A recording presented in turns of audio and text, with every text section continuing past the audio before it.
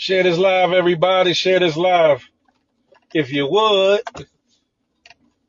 I'm slow bopping into this live because I'm about to pull up and get out my car.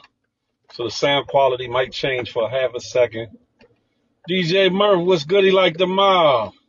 Dwayne Summers, salute to ye. Wavy K, what's going on with ye?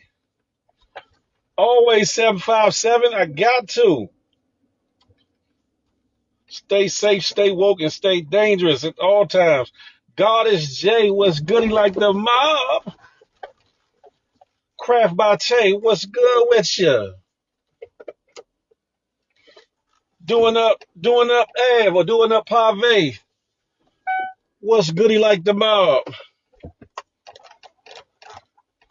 Tay V, what's up, Tay Rans? The topic today is love, life, and lessons. Love, life, and lessons.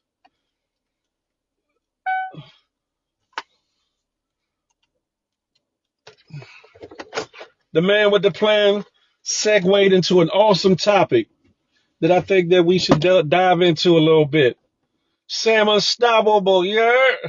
Crab by Tay, I'm parking, so I'm goody. I'm getting up out of here. Put my glasses. Matter of fact, I just put my glasses on my shirt. I am Kelly B. What's good with you?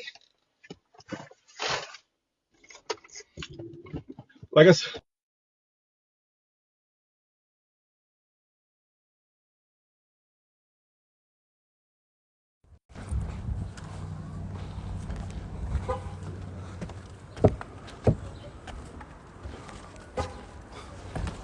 hold on, y'all.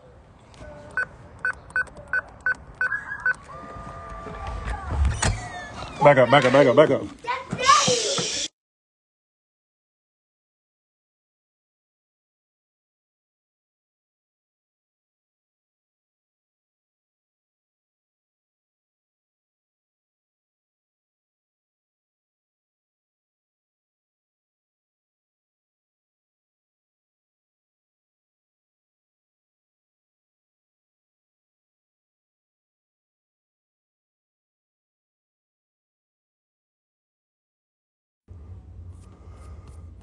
Hey, salute everybody. Y'all can hear me okay?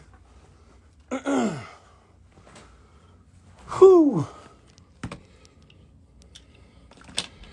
Facts, shiesty. Love is a... Can y'all hear me now? Y'all can hear me good. Okay. Had to get to the laboratory. To the lab. Tavy, can you hear me now? Okay, cool. I had to get to where it's a little bit quieter, because my young kids upstairs playing the PS5. But let's dive in, will we? Can we? Shall we? Listen,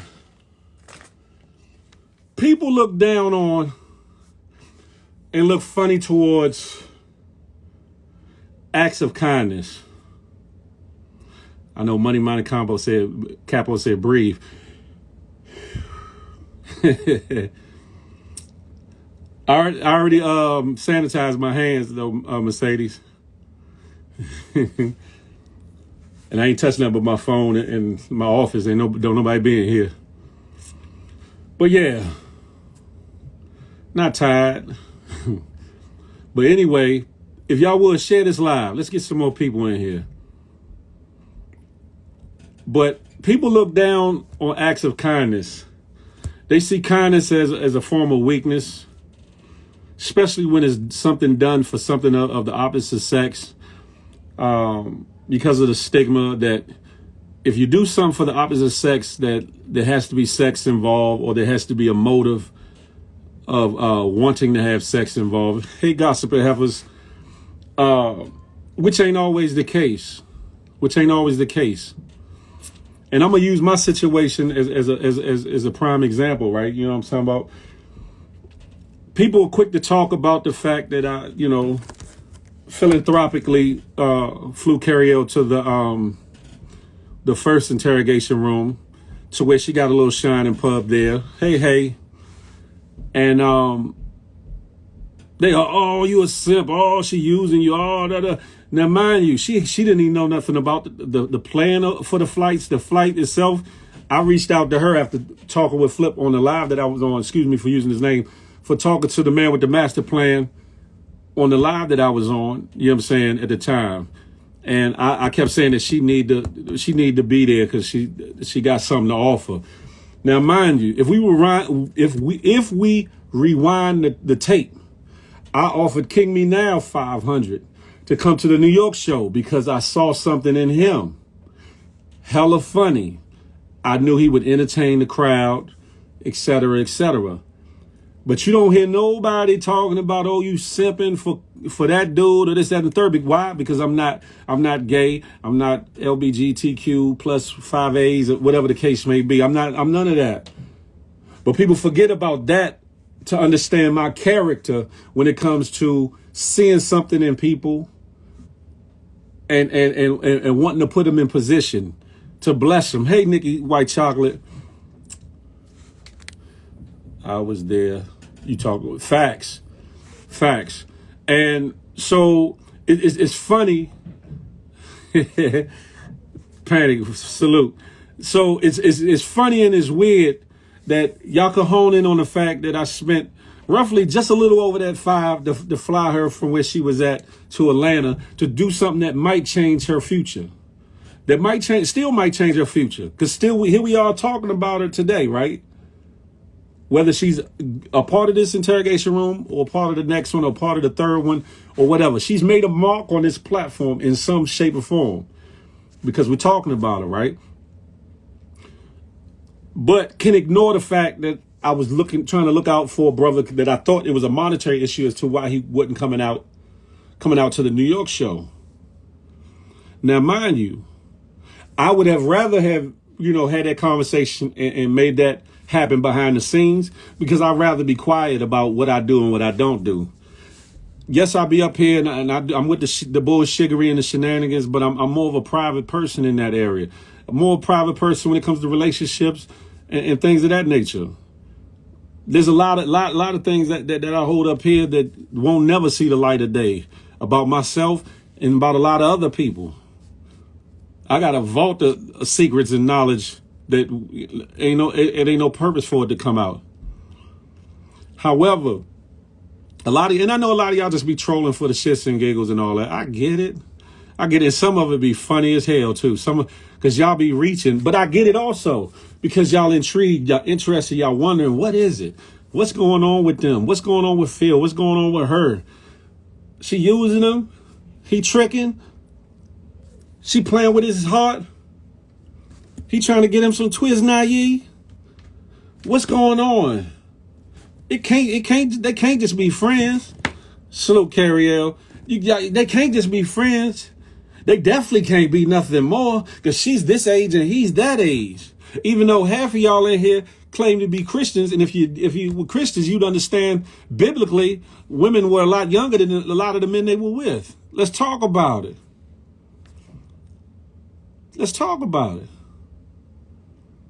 However, a lot of y'all saw a different side of me when I first came to the platform, which was still a side of me and is still there with me. I was more reserved, laid back, nice or nicer. But then you don't understand when I do a nice thing. Listen, even when I was knee deep in the streets, I still would help old ladies across the street with their bags. I still to this day don't cuss around my mother. It'll take for me to be like hella past the limit, temper gone for me to cuss around my mother. And then I apologize for that, when I come down. But that's just how I was raised. I won't cuss around my mother. And as I was saying on the Man with the Master Plans live, what my dad should have taught me, my mother ended up teaching me. Be a gentleman. Walk to the outside. Open the door. Hold the door. Even pull a chair out here and there. You know what I'm talking about? Certain things that this generation is missing. Certain compassionate things. Certain, empathetic things. It don't have to be, because you're looking for some tail, some punani twani. It don't have to be about that. But just in being a good person. And I know me from my past, I've done so many things that, you know what I'm saying, I just look forward to positivity and giving positivity out. You know what I'm saying? And at the end of the day, I think a lot more of us should apply that. Baby number 8. No pay. And he messed me up with that one. But because I see it's very interesting.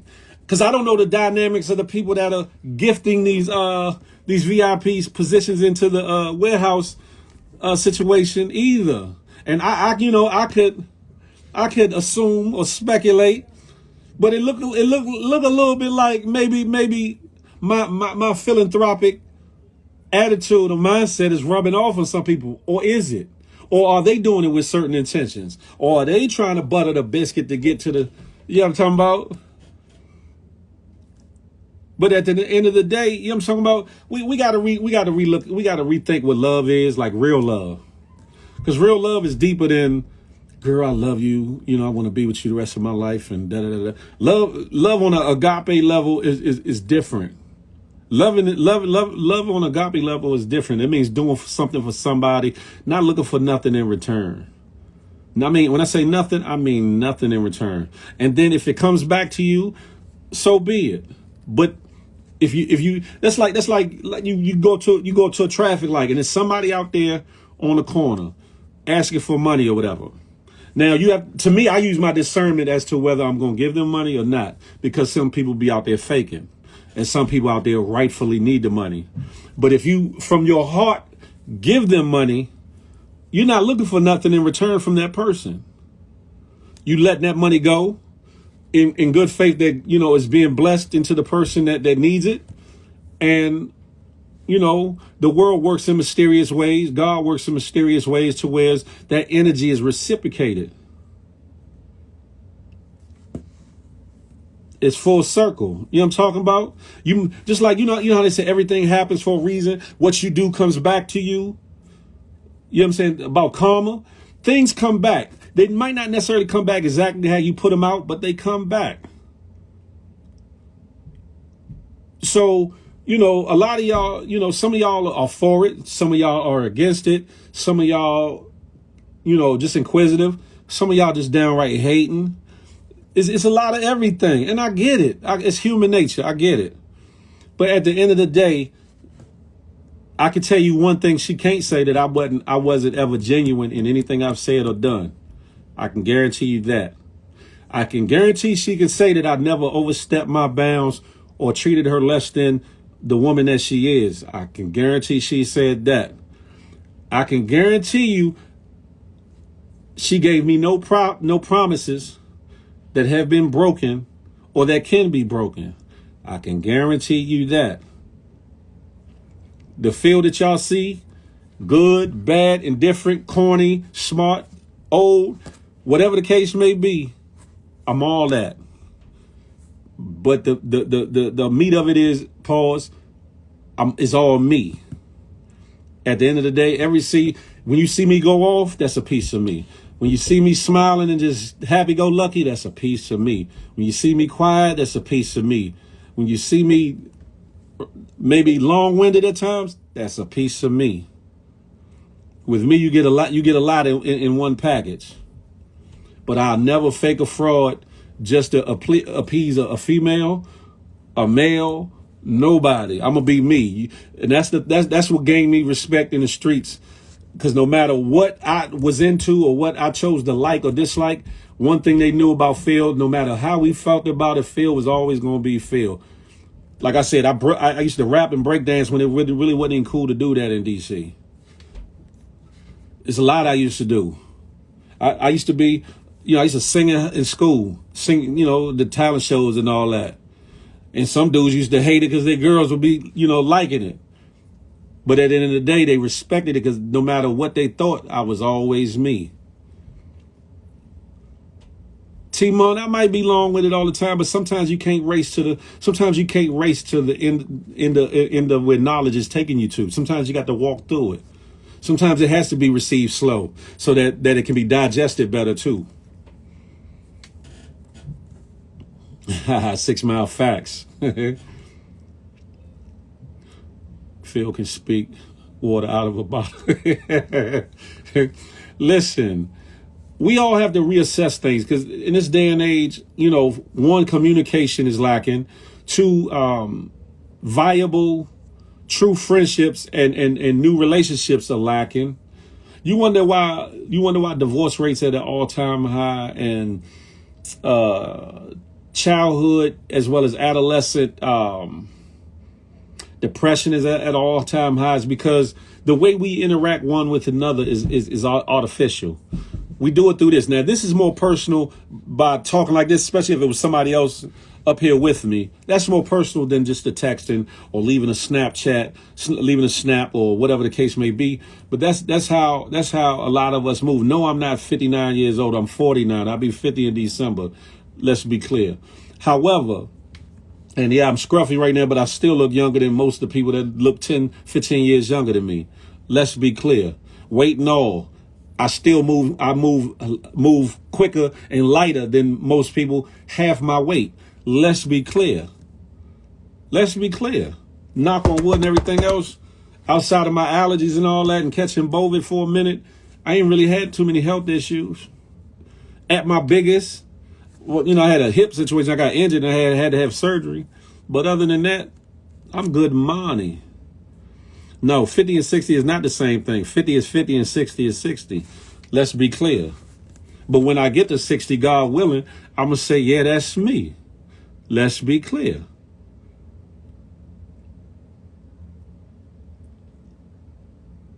But we have to reassess how we interact with one another. Now, it goes back to like even the season 2 cast and then the differences and the drama and all that, et cetera, and how I explained it earlier, like when I was talking to J.O. up in New York. The other cast, they got to mingle with each other on a personal level because they were in the same building together. So if they had problems, they had to deal with the problems. Whether they fought about it, they argued about it, got over it, made amends, or couldn't get along at all. They were amongst each other. Whereas here, it's kind of hard to get that same camaraderie, that same closeness as much as we might want because it's distance between it. However, like trips like Atlanta and the New York trip, it allowed people to see other people see them in different lights. Like I saw Push in a different light. He saw me in a different light. You get what I'm saying? And you get a different understanding. You can appreciate certain things about people. And there's other people that appreciated certain things they saw about other cast members as well. So, but this right here, I could tell y'all anything I want to tell y'all through here. You'll never know it. You'll never know it, whether I'm telling the truth or not. Now, I know there's certain things that other people have come up and vouched for me about or what have you, et cetera, good, bad, or indifferent. But I could sell you a dream on here. But when you around somebody and they keep that same energy, or they do the same things that they need to do in life for other people, for their own people, then that's a dope thing. And when it comes to courting and all that, like, see, the brothers that I saw that was paying these different sisters way into the I don't see nothing wrong with that, as long as their intentions is good. If their intentions is good, so be it. The funny part is I don't see nobody talking about, oh, he's a simp, or that one's a simp, or that one's this, or he trying to buy some ass, or he da. I don't hear none of that, huh? Yeah, that's funny to me. However, I'm not going off the back think that they trying to get some tail or something. They could just be doing a good thing for somebody, or they might really behind the scenes have built a bond with somebody and want to do something nice for them. Ain't nothing wrong with that. And if they courting these sisters, so be it. So be it. That's a good thing. We need to learn how to be friends first, friends with each other, like regular friendship and even male to female friendships. Build that foundation. Learn how to court a woman. Women learn how to be courted, how to be receptive of a man trying to court you the right way. Know your worth, both sides. Men know your worth when it comes to dealing with women. Females, women know your worth when it comes to what's coming at you. Learn what love is in case you didn't have it in your home. If you didn't know what love is starting at home, find a way to learn it so you don't have to learn it the hard way, which a lot of us have. Learn how to be receptive for love. If there's hurt, if there's issues, if there's trauma in your life, you got to learn not to take it out on the next person or the possible blessing coming into your life. You have to learn to, you know what I'm saying, either deal with, no matter how you look at it, you have to deal with the trauma. You have to deal with those things that weigh you down, because you're not going to eventually get to your highest potential and your highest capabilities laying in your mess, keeping that monkey on your back, keeping that weight on your shoulders, keeping that trauma here. You got to free it. You got to free it. You got to get that negative energy out. You got to make room to be able to receive the proper love that you want and should get. One. And I'm talking from a place and space of being guilty of it.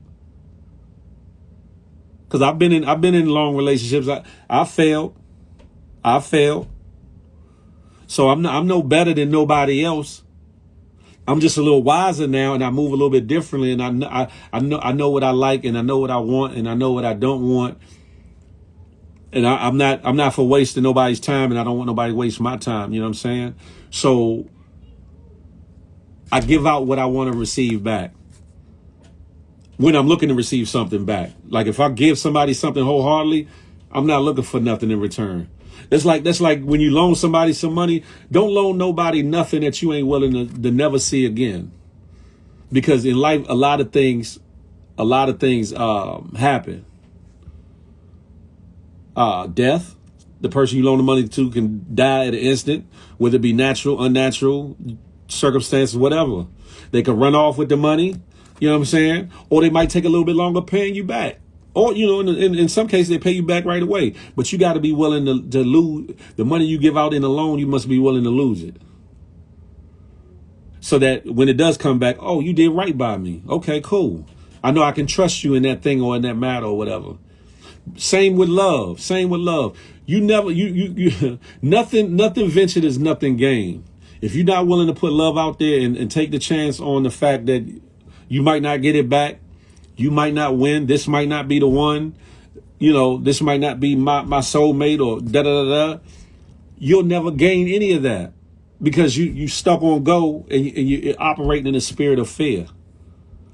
I always equate it to rolling the dice. Like in a crap game, if you know anything about the crap table or crap, when you roll in the dice, you roll it to hit 7 off the break, or you roll it you hit a number, and then you got to keep rolling until you try to hit that number. You may hit that number, or you may crap out, meaning the game is over at that moment. You never know what you're going to get in love unless you roll that dice, unless you take a chance, unless you're willing to receive the thing that you long for. I could be long-winded, Master Roshi, but hopefully this will be well received in the long run. You got to understand, okay, I look younger than what I am, except for this little gray hair, I guess. When I trim up, I look a little bit younger than that. But I haven't lived this. I ain't lived this long and become no dummy. I haven't lived this long without learning a thing or two.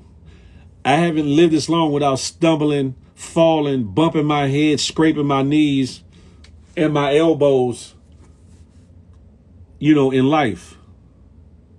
Been through some things, done a lot of things, good, bad, and indifferent. Got a lot to offer by way of knowledge. Got a lot to offer by way of love. You know what I'm saying? Got a lot to offer in a lot of ways.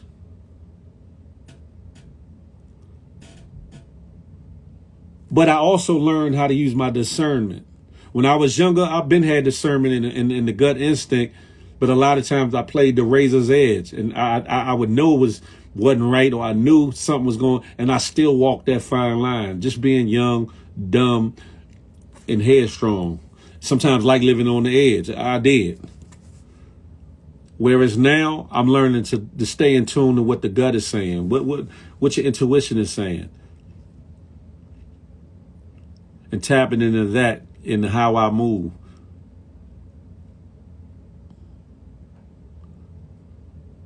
It's not called gray hairs, people. Listen, a lot of us on here are single. A lot of us on here might have been married or in long-term relationships and it didn't end up good. Some of us are in messed up situations now. We wish we were out of them. Some of us on here are happy. Shout out to you. But for everybody else prior to, we have to first assess ourselves. What are we doing wrong? What in this situation allowed us to get to this place? What is it we're not doing? What is it we're not allowing in our life? What is it we're not removing from our lives? What is it we doing? Because some of us, you know what I'm saying, get damaged in prior relationships, and we put up a wall so high, a proverbial wall so high that no average human could get through it. When it comes to gaining your trust, gaining your heart, gaining your love, you know what I'm talking about? And a lot of us, and I listen, I'm not here to be nobody's judge or jury. Some of us, we lay down with another individual too fast. I've laid down with people fast. I trust me, I'm not looking down on nobody. However, we entertain in certain things when we do that. We entwine in spirits and souls when we do that. Not just to the person we lay down with, but the people that they lay down with. You know, they always talk about, you know, as far as disease-wise, that's part of it. But then there's a spiritual thing, too. You take on certain things of that person. They take on certain things of you and the people that they've been with, too. All along, not building a foundation of understanding who it is we dealing with. And a lot of times we get soul ties, and we get tied to that person before we understand, oh, this joker here or this female here, how the hell I get with this so-and-so? Like, good God Almighty. Like, I didn't mess myself up, but now you caught up in either just in a straight soul tie. You done got engaged, you done got married, or you done got pregnant, or you done got somebody pregnant. Now you caught into a situation, and one, you might want to be honorable and make it work for the sake of, or you know, just save face. And then you find yourself miserable after a year, 5 years, whatever the case may be. Y'all got to learn how to, you know what I'm saying? Y'all got to learn how to, you know what I'm saying, take your time, get to know one another, be friends. It's okay to be somebody's friend. And then from there, see where it go. If that person's the right one, so be it. If they not, maybe y'all might still could part as friends. But at the end of the day, it's all about what's best for you, what's right for you in your situation. Some of y'all may be at a point in your life where you don't want no serious relationship. If that be the case, then you find somebody else that don't want a serious relationship, and y'all be honest with each other. Don't play games about it. Be honest with it.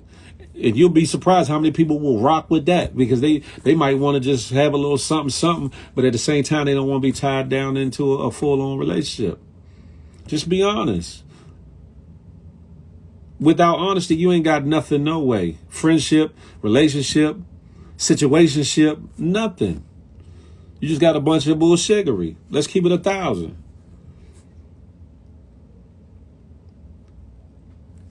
Learn to be honest with each other. Be open with each other.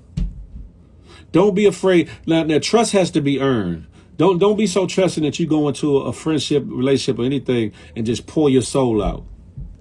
Because everybody you come in contact don't got your best interest.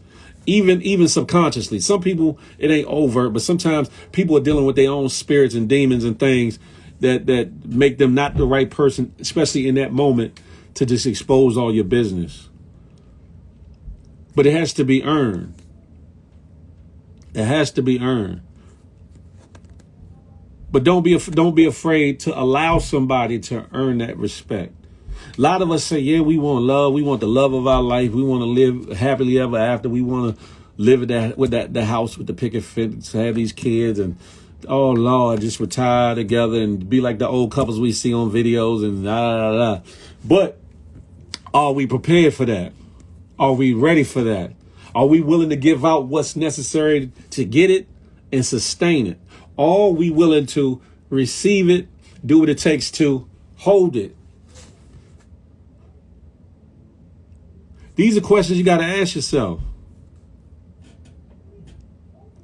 I'm with the bullshiggery, the jokes and the laughing and all that, but at the same time, sometimes some things like these need to be addressed, and we can't be afraid to talk about it or discuss it, or feel like somebody's condemning us. Because, like I said, I failed,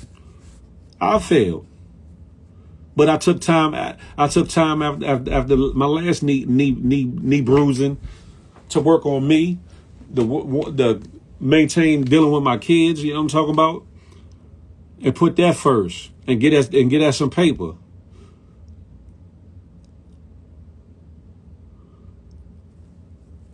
Sometimes you can't rush into something, but then at the same time, if you praying to God to put you in a better situation, or if you praying God for that one to come into your life, or if you're praying to God that your current situation ain't the one for you or ain't right, or you say, God, fix it,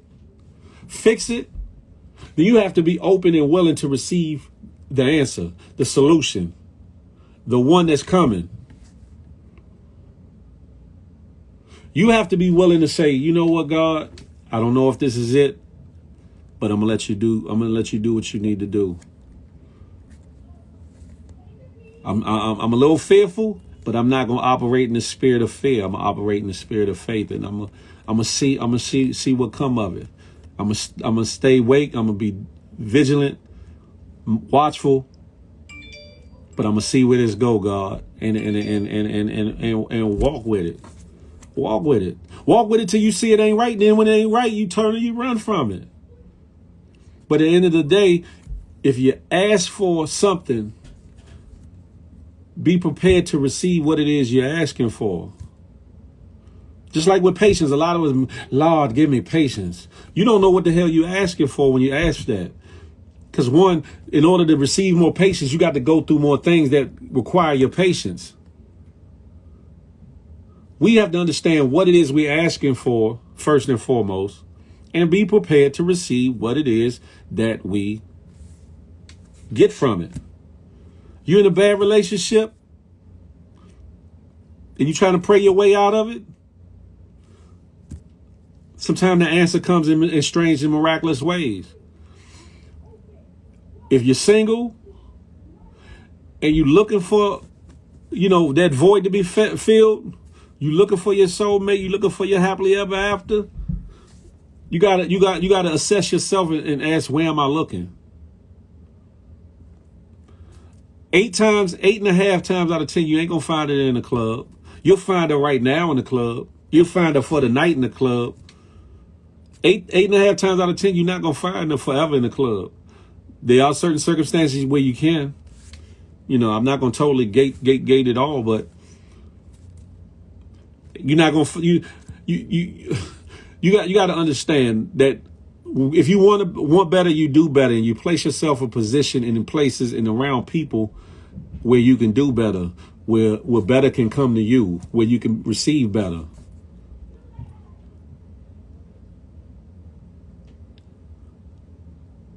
No, I'm not, you know what I'm saying, the all-knowing you guru or nothing. You know what I'm saying? There's nothing about that. I can just give you a piece of me and use my life as a lesson. I always tell people I'm a living lesson. The good, bad, and indifferent.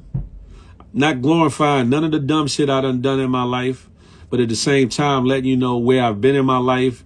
And hopefully if you have any questions or find a kindred spirit in some of the things I've been through, you'll see how I made it out.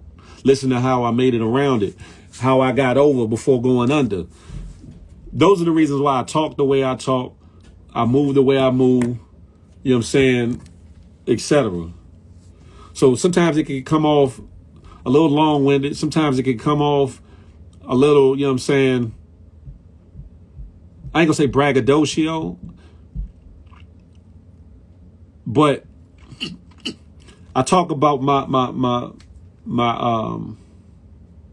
good moments just as much as my bad moments, because I think that life can teach a person a lot.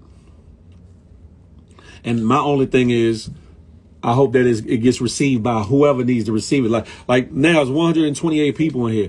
If one person receives what I'm saying, then everything I'm saying is not in vain. Everything I'm saying is not in vain. You know what I'm saying? It might not. It's 1/3. That one person might needed to hear this. Everybody else, it might not have been for them right now or period. But it's okay. It's okay. I've done my job by opening my mouth and speaking and getting it to who needed to hear it. Mr. Popo DBS, I'm nobody's sugar daddy, period. I can be a blessing for whoever and however many, but I'm nobody's sugar daddy, ever. Big daddy maybe, it's like, no. But no sugar daddy. And see, that's... You got to be a child, because we here have a serious conversation. Here you come with the bullshittery. It is cool. I like to laugh too. I like to laugh. But at the end of the day, it's a time to laugh and it's a time to, you know what I'm saying, absorb some things. I'd be a fool to act like if I got involved with any woman on this platform that I'm 100% certain that it's going to be a success, or that we're going to make it, or that we're going to grow to something substantial or anything. I'd be a fool to think that, no matter if the woman was 20 or 67. I'd be a fool to think that. Now, wasn't I? Just as much of a fool to think that if I met a woman, you know, close to me, within those same age brackets, that we guaranteed to make it just because I met her. It don't work like that. It don't work like that. I move around. I'm optimistic, but I'm even more realistic on top of it. So I hope for the better, but I understand how things are and I see things as they are. And a lot more people need to see it like that. They need to see things for how they are. That way you let down less, you're hurt less, you know what I'm saying? You expect less.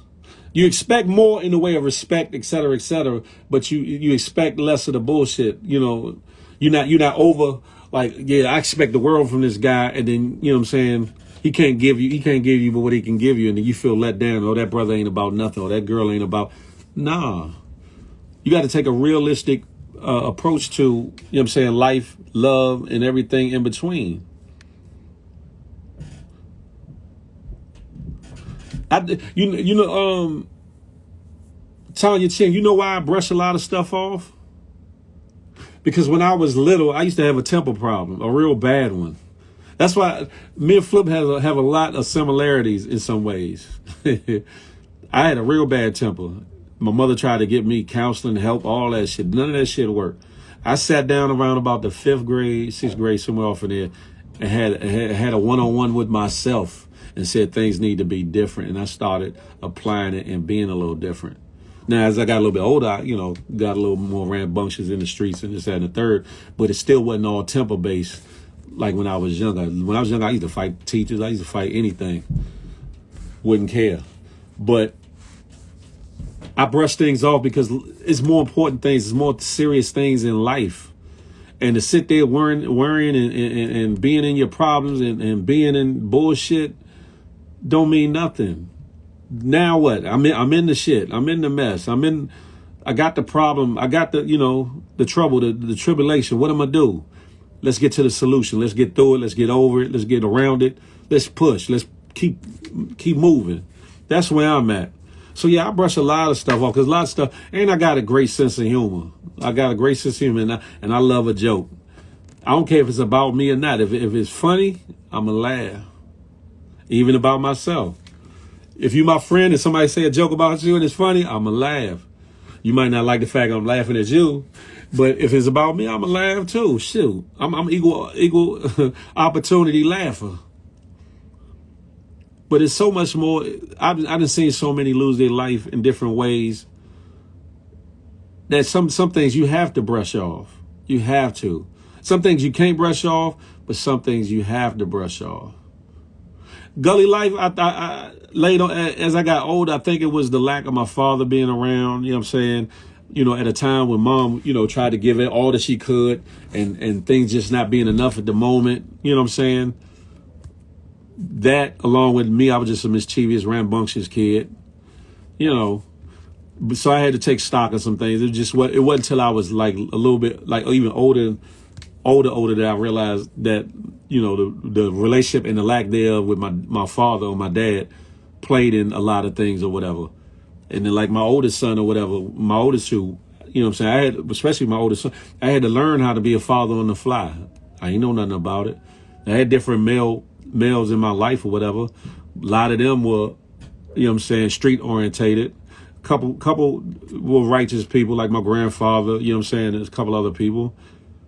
But all in all, I had to learn on the fly. And did I fail? Yes, I did. But I didn't let those failures define me. I kept pushing, I kept learning, I kept growing, and kept doing. Who'd have thought? Mr. Always in Trouble would get custody of his kids, and my ex tried to use a lot of that shit against me when it came to getting them and keeping them, and God saw something different. So, you know what I'm saying? That's another thing. Don't allow your past situations, maybe even your current situation, to dictate what your tomorrow is going to be. Especially if you working towards it, you know you want change, and you working towards change, and you working towards being more and being different and being better. Don't let the lack of money, don't let the lack of support, don't let the lack of love, don't even let the lack of knowledge or education stop you from getting where you need to be.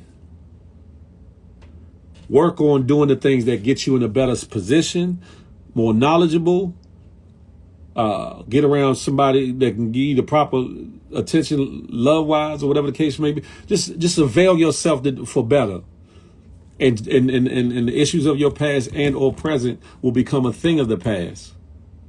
And don't allow nobody around you, family, friend, or stranger alike, keep you in that space, boxed in. Because that's the thing. People know me from 20 years ago, want to keep me where I was 20 years ago, or 30 years ago, 40 years ago. I'm a different field. I'm the same field, but I'm different. I'm more elevated. I'm more. You know me, but you don't know me. You're not gonna keep me stuck in that field, because that field, yeah, though he's there, I'm a different field. I'm a better field. You get what I'm saying? Don't let nobody tell you what you can't be, what you can do, who you can see, who you can date, where you can go. If it's in your will, of your will, and you have the opportunity to do so, then you go do that. You do it. No matter what those people around you say. If you feel like, man, I don't have the resources to do this, I don't have the wherewithal to do this, the knowledge to do this, then go find the knowledge. Learn how to get the wherewithal. From the wherewithal, learn how to get the finances to take you to the places you want to get to in life. Whether it be job, whether it be business opportunity, whether it be your own business. Put yourself in a position to do the things you want to do, be the people you want to do, and then apply some philanthropy in your life and pay it forward for somebody else wholeheartedly, looking for nothing in return. Not looking for no tail, not looking for no dang-a-lang, not looking for no monetary return, not even looking for a conversation. And if any of that comes out of it in the future, in the right way, then that's extra icing on the cake, and that's a blessing. However, if you give righteously, then righteous things come back at you. You understand?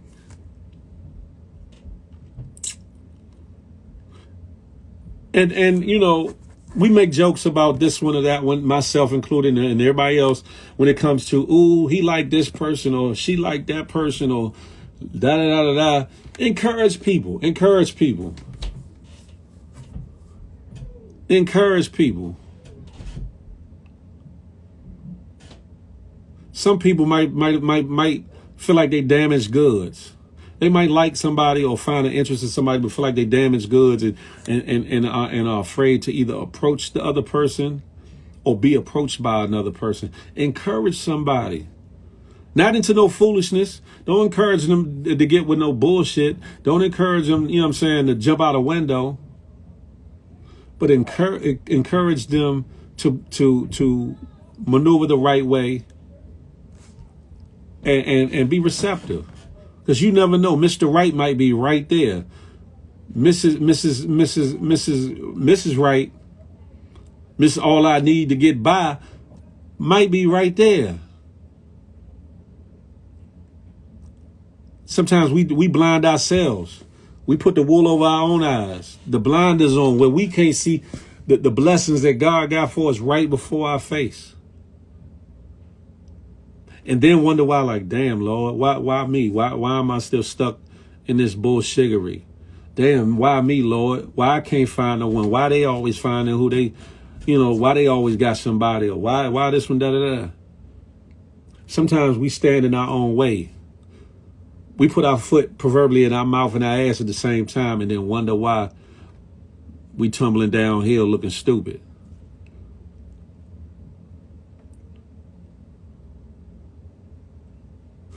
And another thing is, if you call yourself a mature man, you call yourself a mature woman, don't give two shiggeries what somebody got to think about who you're interested in. Because at the end of the day, you're the one that's going to be blessed by, punished, or wasting time and energy, et cetera, in investing your time, energy, and anything else in that person. The people around you, sometimes, you ever hear the saying, misery loves company? Some people are in miserable relationships. Some people are miserable alone. And they don't want to see you happy. Not necessarily overtly, not necessarily consciously, but that spirit of misery, that's like a demon down in their spirit. And they want to see you just as miserable as they do. Or if they see a potential for you to be happy, they don't want that for you. You got to be willing to block out the noise. Block out the noise from that. Sometimes even from your good girlfriend, sometimes from one of your good men, your homies. Block out the noise. Unless you know that good homie, that good man, or your good girlfriend gonna come solid with it. They're gonna give you the good, bad, and indifferent. At the end of the day, they're gonna stand by your side and respect your decision. Because some people might see something about the person that you don't see, true indeed, but they also got to let you walk a certain way with it on your own, especially if you've seen it a whole nother way. And they just be there in case you do fall. Not necessarily with the I told you so, but the don't worry about it, I got you, I'm with you. There's a difference. Because sometimes when we fall, we don't want to hear that we messed up. We don't want to hear I told you so. We don't want to hear, you know what I'm saying, you know, nigga, I told you. I told you don't be messing with shorty. Girls, I told you don't be messing with that nigga. He ain't about now. We don't want to hear. Sometimes you don't need to hear that. Sometimes when somebody's going through something, I'm with you. I'm here for you. If you need an ear, you need a shoulder, whatever it is, I'm gonna walk with you through it. Because we all go through something at some time where it's a failure, or it don't quite meet our standards, or, you know, it just don't work out for whatever reason. And the same way you want to be treated in that moment, that's how you should treat your friend, your family member, or whoever. Now, if you see somebody that's out here being messed up, and yeah, you might want to, you know what I'm saying, be in your friend ear like, nah, that one there, he ain't da-da-da-da, or she ain't da-da-da-da, on some things that you know, that you witnessed. Not on this, not on speculation, not on assumptions, not on no bullshiggery, but on some shit you know. But there's a flip to that too, because when people are in love or think they in love, you got to be careful entering in between that love, because it will turn on you. It will turn on you. You got to be careful with that. You got to understand that, you know what I'm saying? Life is real out here, folks. Life is real out here. And another thing, for those that are in relationships, especially if you're married, stop being willing to just give up on that thing over the dumbest shit. Over the dumbest shiggery.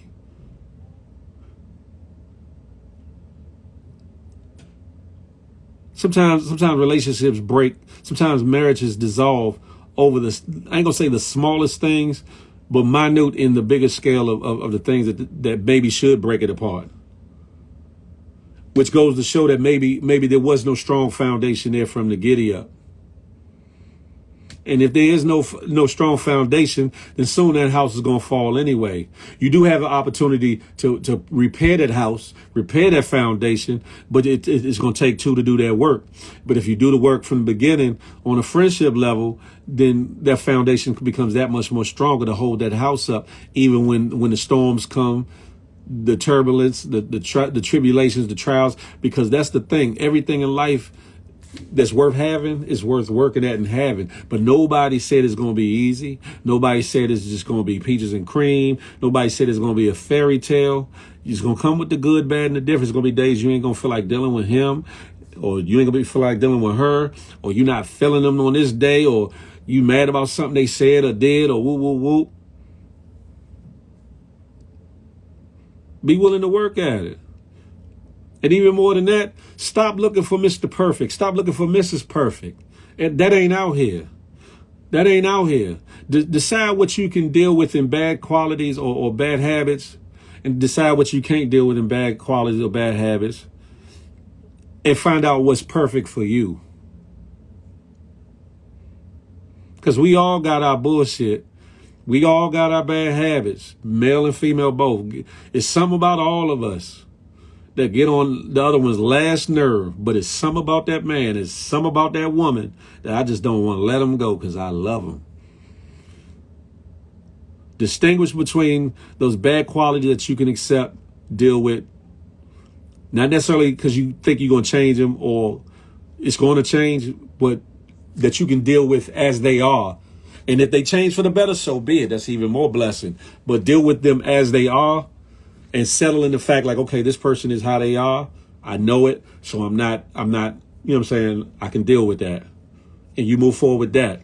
But don't set no unrealistic expectations or high marks for people to reach that's out of their reach, out of their range to reach it. That's unfair to the man or the woman that you're trying to be with. Don't compare them to the last nigga or three niggas ago or one female or four females ago that you was in. Don't compare them. Because if you're looking for the same dude that you left, or you looking for the same female you left, you might as well stayed with the trash you had. You might as well stayed where you was. Work that out. If that was so good, work that out.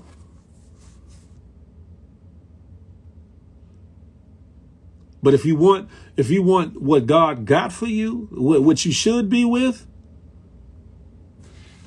then you deal with what that person has to offer for you.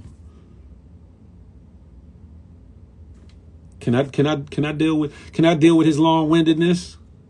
Can I deal with his sense of humor? Can I deal with the fact he snore a little here and there? You know what I'm talking about? Certain things you got to say, okay, I can deal with that or I can't deal with that. Can I deal with her? You know what I'm saying? That mouth, that attitude, can I deal with, you know what I'm talking about?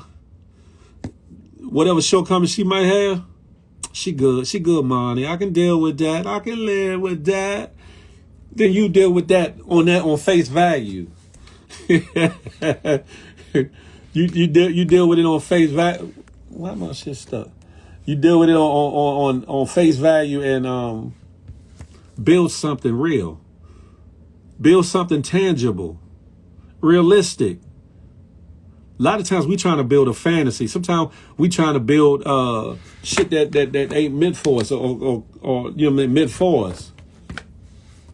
Or sometimes we looking for something in somebody else that wasn't ever in them, when all along the person that got it all for you be right there, right there. And it could be something. It could be any number of things. It could be how you met them. It could be age. It could be circumstances. It could be distance. It could be race. It could be nationality. It could be economic stance. That person right now might not be in a corporate job or making six figures, but got a six-figure heart and mind. And you never know if you might be the catalyst for them to get to that six-figure job or start their own business and flourishing. Sometimes you got to see the diamond through the coal. Sometimes you got to see the diamond through the coal. And if you didn't know, coal makes diamonds. If you did know that, right? And we all got a little coal on us. But it takes for that special one to say, you know what? I see everything in you that you might not even see in yourself.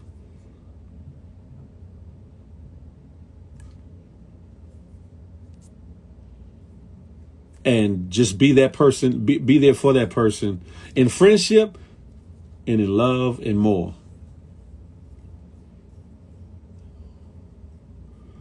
They don't want the burger flipper, good people. Y'all silly. I'm just saying we need to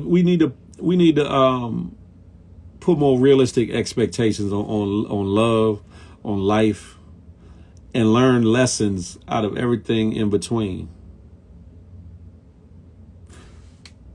Facts, TSO. You can't beat an uplifting woman. There's nothing for a man. There's nothing like a woman that's in your corner that got your back beyond everything. I don't mean like paying your bills. I don't mean like, babying you, but I mean being there for you when the world outside is tearing you down and things ain't quite going right, and you go home to that woman that gives you that peace, that's priceless. You could want all the money in the world. You could want all of the diamonds, the trinkets, the fly rides, the biggest ass houses, whatever you want. But to have somebody to be your peace and understanding, you could conquer the world with somebody like that. Every true power couple, listen. A lot. I can go on and on. But at the end of the day, you know what I'm saying? We got to reevaluate some things. That's all I'm going to say.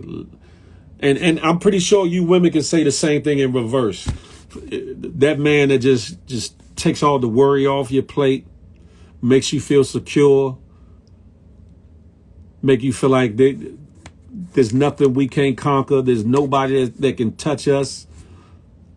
A man that can, you know what I'm saying, make you feel safe without even smothering you. That your heart is guarded. That's priceless. The biggest rock in the world, the biggest diamond in the world won't do it. The biggest house in the world won't do it. The fattest bank account won't do it. The biggest mansion won't do it. Because there's a lot of miserable, hurt people that have all the above. I'd rather have me a good woman and a shack to build from than have everything in the world and have the worst woman in the world in it with me. because eventually all that's going to crumble. From that shack, we can build and get to where we need to be. If we on the same page and that love is intact, that encouragement is there, that determination is there, the action is there, God is there, we can come from out that shack into everything else we want. Listen, I know I'm long-winded. Hopefully y'all understand where I'm coming from. I think I'll save this live, but I'm not getting off yet, but I'm just saying, listen, I know I'm still hear the jokes. I know I'm still hear the innuendos. I know I'm still hear the assumptions, speculations. I'm here for it. I'm here for it. I can deal with the bullshittery. And like I said, some of it be funny just to hear the speculations, the thoughts. Oh, Phil, you must have did this. Oh, y'all must have did that. Oh, Phil, you damn sure ain't did that. Or you can't get. It's funny to hear it all. It's funny. And I just smile. And that's why I answer a lot of things in parables and riddles and all the things y'all don't like to hear. One, because it ain't your damn business. But two, at the same time, I like to, you know what I'm saying? I like to just hear what people's state of mind is, the state of the world we're in.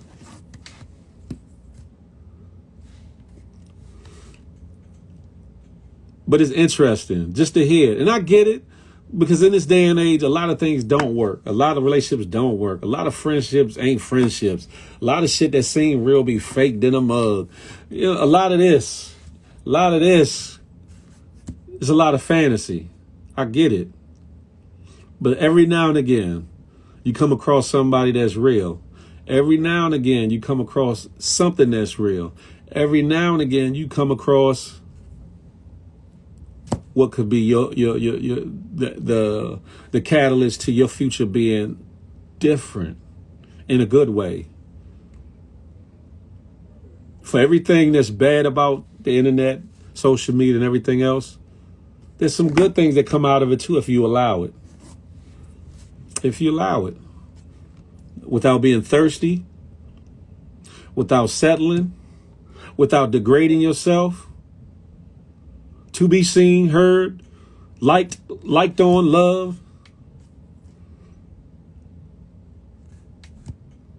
God has a way of putting the right people in your path at the right time. You just have to be cognizant enough to understand what's going on, to see it, to grasp a hold, and get your blessing. But he also allows for bullshiggery to be in front of you too, because life's about tests too. See how strong you are, how willful you are, how faithful you are. How you gonna move? You gonna fall for the okie doke? You gonna degrade yourself? You gonna cheapen yourself? You gonna forget your worth? All of it is relevant. All of it. Cash App. All of it's relevant. Life is what you make it. You just got to decide what you want out of it, what you want out of life, what you want out of love. What lessons are you willing to learn? What lessons are you willing to learn from and move away from so you don't repeat them? So don't be afraid. Listen, don't be afraid to build a friendship. Don't be afraid to build love after the friendship with somebody that you find a kindred spirit in. Don't let the age withhold you. Don't let the economic circumstances withhold you. Like I said, as long as they working to do something more, be better, or whatever the case may be. Don't let the distance mean something, because that can be worked out and changed. Don't allow what your friends got to say, what your family got to say, because at the end of the day, they're not going to be in your bed with you. They're not going to live the rest of their life with you. When you get married, you're supposed to leave your mother and wife to cleave unto that other person. So you forging, you trying to make a way and forge into a whole nother situation, which is a family where there's already families pre-made and y'all, the two families are becoming one, or whatever the case may be. Don't let the small shit. Oh, thank you, Carrie L. Don't let the small shit keep you from the best time of your life, the best days of your life, the best years of your life, the best blessings of your life. Don't stand in your own way. Don't stand in your own way.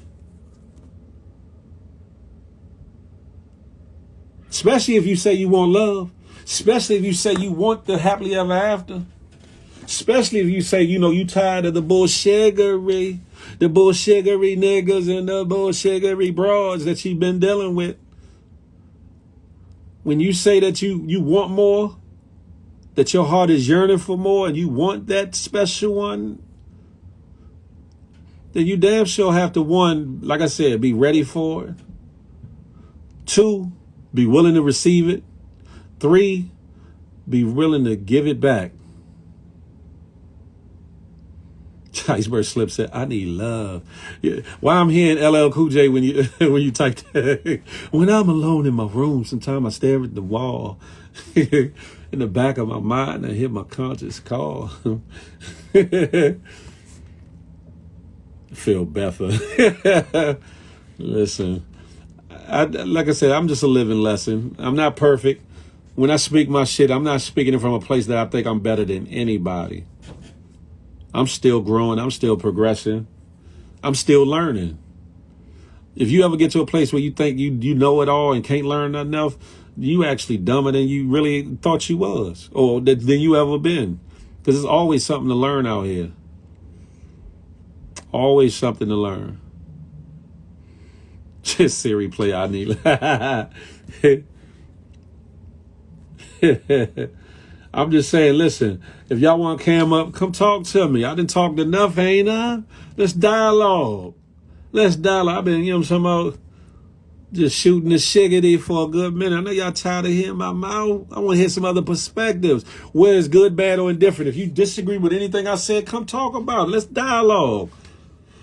If you agree with me, let's talk about it. If you got personal experience or things, you know what I'm saying? Or if you got any questions. If you got questions, let's talk about it. Gossip and Heifer.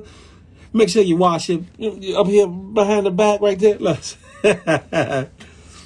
He said, "Nah, you holding it down. Don't be scared, dollar baby." Anybody came up, let's talk about it. Don't be scared. I might nibble, but I don't bite. You know what I'm talking about? But yeah, all bullshittery aside, you know what I'm saying? Life is what you make it. God does not defile our own will to do the things that we want to do. It's up to us to do them right. Seek the right things to do, to seek the right things to go after, to seek the right people to entertain. We get it right sometimes, and sometimes we don't get it right. It's part of life. The real with Phil. That's kind of catchy too. The real with Phil. I like that. R&B. Ain't nobody scared. I don't see no daggone requesting the thing either. All these people talking about they ain't scared, but I don't see no requests, sis. Y'all talk a good game. I guess y'all get nervous when it comes to things about love and things, huh? Okay, Gossip and Heavens, I seen you in the building. I seen you. Wow, push drunk. If that's true, that's dope. He said his grandmother got married in her 60s, and that's when she found her forever. I know that's right. That's dope. That's dope. As long as you're breathing, there's always the opportunity and chance to, you know what I'm saying, finding either that one or finding that thing or doing that thing or achieving that thing. What happened, Gospel Heavens? I'm here. I don't even see you. Maybe it's loading or something. It's IG. It's these damn IG is tripping. They getting on my nerve with these damn updates. And ain't nobody scared of your ass, Phil. I was just doing some shit. You was doing some shit that day? Good live, man. This conversation need to be spoken on. Oh, Cause thank I, you. Thank you you. know, I mean, I like the way you move, Phil. You got that hallmark in you, so I like the conversation. Oh. Look at it. It just came back saying you was unable to join, but you here. Or are you here? You still here? What type of bullshittery? It just, she was just up here talking. Y'all heard her, right? Let me see if I can add you this time.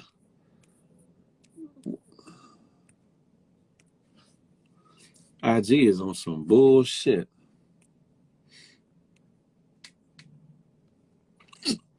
There you go. I hate Instagram. Man, it's going through some things, ain't it? Yo, if it's that time of the month at IG, let us know, because I'm tired of this nonsense. But anyway. I know who Sugar Free is. Yeah, he used to be with DJ Quick and all that. Yeah, definitely. But go ahead. I'm listening. I'm sorry. No, I just appreciate your conversation today. A lot of folks think that, just because you move the way you move, that you're not authentic. And, and I'm like, instead of worrying about other individuals' behavior, how they move, work on yourself. Facts. Put that energy in yourself. Don't be worrying about what's going on with other people. Facts. Mind your business and work on you. And if you feel like I'm doing it wrong, take me as a living lesson and do it better. Okay, that's all.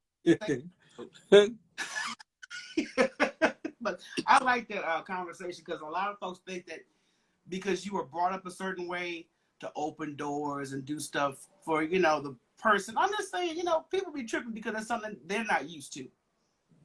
So it's foreign to some people. So if it's foreign to some people, maybe it could be a learning experience. That's true. And that's what it's all about. Like, at the end of the day, sometimes I be on a platform and other people's lives and stuff just to listen. One, to be entertained. Two, to be informed. To find out what people thinking. How they moving. Just listen. To soak up some things.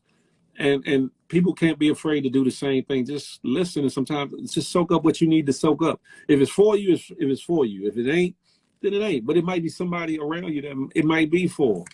Exactly. You know what I'm saying? Don't necessarily be like, oh, here we go again with this bullshit. Oh, why this nigga got to talk about this? Or why shit got to talk? Sometimes you meant to hear something, whether you want to hear it or not. Because at the end of the day, the truth is the truth. Yep. Whether it sit right with you or sit hella effed up or make you hella uncomfortable, the truth is going to be the truth. Nobody said it's going to be your best friend as far as, gentle to you. Truth might hit you like a brick. Yeah. No, I mean, look, there's some things in life we don't want to deal with. There's some things that people that love us, they tell us some reality. We don't want to hear it. But if you're real people, they speak it on your behalf. Like, look, what you did jacked up. You need to make that right. This type of thing. You just need, only your real people going to come to you about that. Mm-hmm. And you're right. Sometimes as adults, it's hard to hear that shit, and we thinking folks being judgmental. But if they've had your back and have shown you the way, I don't see what the problem is on just taking consideration. I could be wrong in this. I could do something better in this. I've been there. Trust me. Because, me and Rocky, we go back and forth like cats and dogs, but we have to call each other on our shit. Like, okay, you was wrong. I was wrong. Squash, move on. Facts. That's true. And we got to be real enough, one, to ourselves and to our fellow man, to say, like you said, yeah, I was wrong. I apologize. Yeah. And to receive it where it's warranted. You know what I'm saying? Right. I had no problem apologizing for something I did. I just, matter of fact, reconnected with a friend that offended me some time back. Mm-hmm. And I cut him completely off because he did not understand why he had to apologize to me for me to be, cool with him again. I'm like, dude, I felt totally disrespected. You don't understand that as a friend of mine, and I've expressed this to you, so you're not really my friend. So let's just move separately. So, Jesus, my dad tearing shit up downstairs. Right. My dad down there tearing shit up in that damn kitchen. He's trying to get that gumbo together. You know what I'm talking about? He got to chill. My nerves are already on edge right now. But it's a good conversation, Phil, man. I'm just ready to turn up with you in the AM. You feel me? The early morning show. We about to do this shiggery. We done messed up now. We got a couple of heifers in the building. You hear me? Couple of heifers in the building. Yeah, I promise you. I think this is going to be a fun ride. It really is. Oh, most definitely. Most definitely. Yeah, most definitely. I was just somebody in the comments just said that you should bring this conversation to the morning show. Yeah, that'd be dope. Everybody needs to hear that message because everybody just think that because Rocky, goddamn you loud. God damn, you hear stuff in the background. Yeah. See, you saying his bag is on while you being disrespectful. She didn't get out the shower good. No, Look. she just stepping out here, drenched down, king me down the building. That's right. I smell like fresh mango. Oh God. Anyway. Phil, don't even, and you know when you done with the conversation, it'll go left. No, I got Dove mango soap. Why? I'm gonna be good though, since she said your pops up in here. Yeah, you know, no, the badges are on. So you just said Papa. See, put some respect on it. Get some things out your mouth. I can understand you better. Oh goddamn! You know what? Damn it. I'm gonna have to calm down for the rest of this conversation. No, you can't. No, I can't. I told you to I can't. So that would give you time to come out the shower and talk to Phil. So you gonna stay on this motherfucker. Brother Ross, salute. How's your Sunday going, first of all? Your Sunday's going well? Oh, yeah, so far so good. Can't complain. Can't complain at all. Yeah, I like the conversation. I wish you could see this heifer's face. She over there looking like she's so disgusted. Would you standing there bucket naked in front of her? No, hell no. All right. I don't want to make her jealous. Oh, please, put your ass down somewhere, please. What up, King Me? No, we just been, like I said, you know what we're going through, so we're not camera ready right now. I can dig it. And this heifer is not naked in front of me, because trust me, I would have left the room. Look, I got my t-shirt on. Y'all was just talking about. I got that glow. She got her last, enough. Yeah, her last dragon shirt on. Oh yeah. Yeah, I got conditioner in my hair, but you know, I like what you was talking about. Is you know, I said in the comments, your story reminded me of Shrek. Shrek? What the figure? Flip Roger! What's up, boy? Call me. I'm gonna tell you why I said, how you doing, Mr. Flip? What's up, Phil? What's going on, Flip? So you can speak your mind, Flip. But you know, everything's everything. You enjoying yourself out there? Hey. Hell no. I'm gonna catch it, boy. What's up? You all right? Everything's everything. Just talk. I've just been talking to the people a little bit. Shiggity? Yeah, just talking about shiggity. Talking about Shrek. Got the heifers in the building. Something else? Oh yeah, some of my niggas going in the shower and all that shit. Yeah. Rocky getting heifer 2 getting out the shower. You know what I'm talking about? She talking about she got the glow. You know what I'm talking about? You know she got a man in Brooklyn. Somebody got a man in Brooklyn. No, my dude is from Brooklyn. Oh, he said he's from Brooklyn. Oh, so he out where you at? Yeah, he down there. Yeah. Oh. But he still mentally think he in Brooklyn. I don't know why. I was about to hate on y'all, but respect. Why you want to Oh, come on now. So what we do, Flip? We ain't started yet. So I'm trying to see what. Because you know, I stopped playing with him in the comments because he was cussing me out. Y'all good though? Everything is everything. Yeah, all right, my nigga. I'm trying to get my stuff together right now. But other than that, we're holding up. I can't wait to see what happens Monday, man. You guys, it's tomorrow, right? Tomorrow morning. Tomorrow morning. All right, boy. I'll talk to y'all in a few when I leave here. All right, that's a bet. Daddy, Salute. Salute. So you know what tomorrow gonna be like? He gonna be like Tupac. All eyes on you. Facts.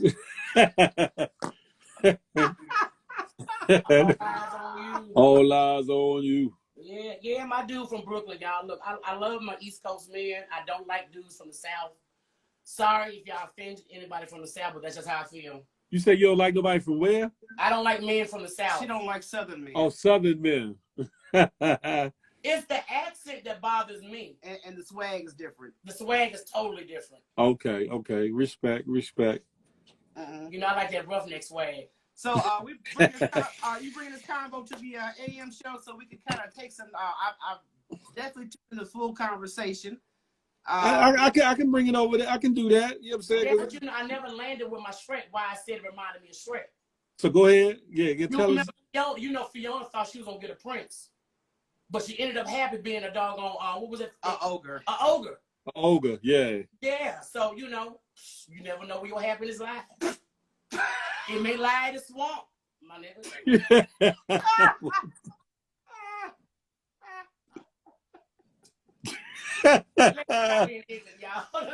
Please stop being ignorant. Tell him, Knight Rider ain't nothing like a DC nugget. Hey, look, the East Coast brothers do have it going on. I just put it to you like that.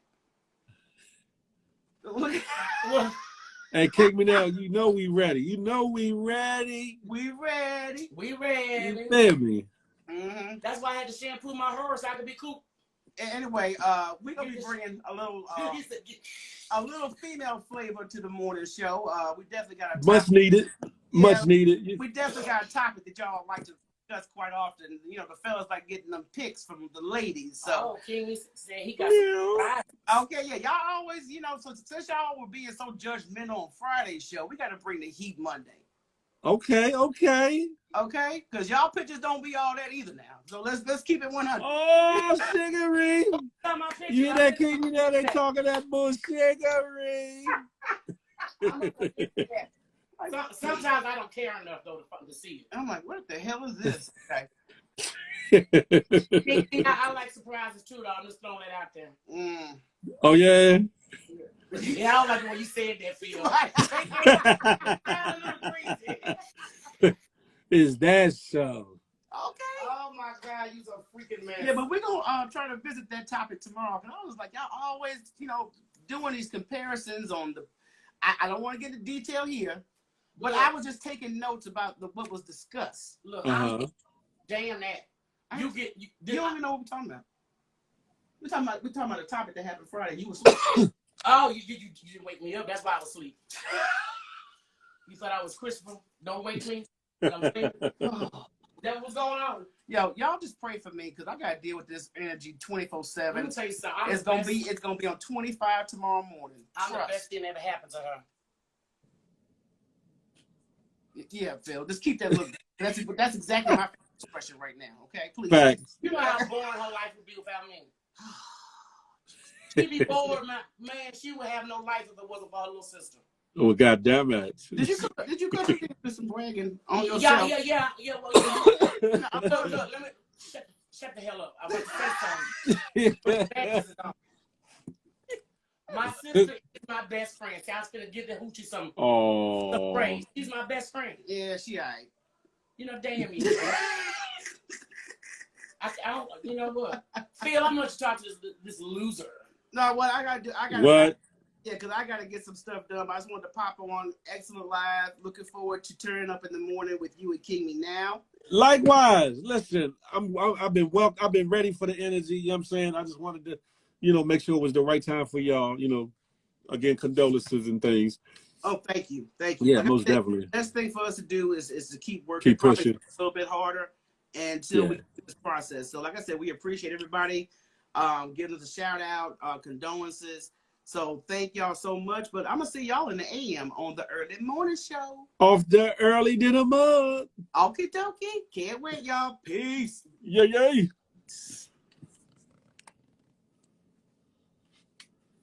Uh-oh. Who we got in the building? Who that? What, you going to calm down real quick. What the figgity? What type of bullshiggery got going on? Soul Bird.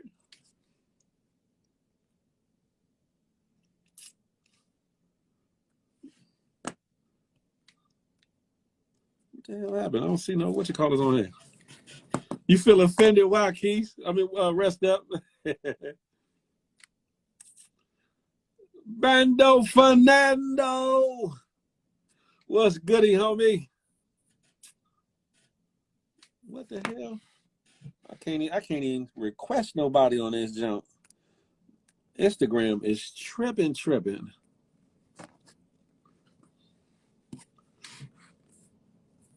What happened? You came down real quick when you tried to take your screen off. You know what you did, Miss Showbear. What's up, Jazzy? Hi, Phil. What's going on with it? What y'all been doing? Not just talking about love, life, and lessons. Love, I didn't miss the whole conversation. Love, life, and lessons. But it's all good because I'm gonna put this one up. I'm gonna share this one. I think this was a good one for people to really Yeah, talk because about. I've been coming in and out, and I'm like, oh, okay, you still been on live? It's been like hours. Oh, I was on Flip Joint earlier. Why you On the run, platform. Jazz? What the fuck you How mean you do? You run? try to cam down real quick, boop, boop, and then exit right No. Yeah. Hey, Jazz. What's up, baby? What's up? Why you ain't cammed up? The fuck? Right, she came in, cammed up, and then cammed down real quick. What going on? Yeah, I can't do it because I'm sitting here driving. If I can cam up looking like Steven Seagal daughter, bitch, you can cam up looking bad and shit. You know what I mean? She looking all summery with the lime on. Yeah, I know. She look good. It's outside. It's 80 degrees, y'all. It's 80 down there? Oh, wow. It's raining on my end. Get outside. It damn sure ain't 80 up here. It's raining on my end, but it feels good outside. Do it. That's what's up. Heifers, where y'all go? Bring y'all ass back. The fuck? Jazz, where you going? What you say? I'm about to Where you go going? Finna go be my guy, and then I'm going to the Desi Banks, B. Simone, T.I., Nick Cannon having a no cap comedy show. That should be fun. Yeah, it's outside. Oh, so you got a hot date? Is that what it is that you claiming? I guess you could say that. I ain't mad at you. It's the same guy, so I don't call it dates no more. He just doing what he supposed to do. Listen, I ain't mad at you. I'm finna get high like Ariel today. Period. We were summoned. You said we were summoned. Hey. What's going on, ladies? What's going on? Everything is everything. We over here chilling, y'all. I was getting ready to get busy until I heard Miss Carrie request the heifers. I was like, okay, I got What y'all about to get busy doing? Girl, you know we trying to get this household prepared. We got to get clothes packed up, funeral arrangements, all that. So we got all that going on, and trying to get the energy so we can shake it up tomorrow morning. Yeah, I'm excited for the shake it up, for the motorboat y'all finna bring in the morning. Y'all better motorboat these niggas. Oh, what's the topic tomorrow? Vagina. We're going to continue the topic I had today. We're talking about vagina? Ooh. That'd be a good way to start the week off, because for some niggas that's been in a drought, they going to need that little moisture Mondays, you know? Moisture Mondays. Crazy. That's why you my chick, girl. I love that. Yes, Moisture Mondays. Moisture Mondays. That's different. Moist Mondays. Moist Mondays. That's what I'm talking about. What you say, Jazz? You need to what? So that mean I need to have sex tonight or in the Listen, I ain't mad at you. Do you? Baby, top it off on the Monday while you're in the recap. Just get hit real quick. Yeah, you feel me?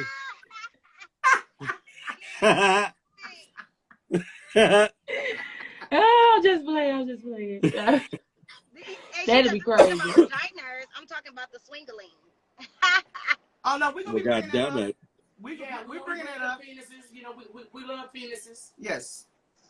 Somebody gonna bomb. I mean, somebody gonna get on y'all for that shit. I just can't wait. Oh, come on now. We gotta discuss these things. We grown up in here. Folks be, doing so much, and the men be complaining about, oh, it has an odor and shit like that. So we're gonna discuss that. But we're gonna also discuss what you brothers are doing wrong when y'all send us these pictures. Because some of that shit y'all can save in your phone. Don't send. Some of that shit is a copy and paste from somebody else's messages. You know what I mean? Don't send me no recycled ass nothing. No. I don't even ask for that stuff, but like in the past, I have randomly received that stuff, and it's really gross. Really, really gross. Yeah. He said no. Carrie, that's your real hair. Huh? That's your real hair? Yeah, girl. Girl, your hair, your texture's so pretty. You look like a damn Arab. Arab though. No. I hear that all the time. Thank you, Jazz. Yeah, Thank you. like she mixed with like, She got that but it still jazz in show her. black. Yeah.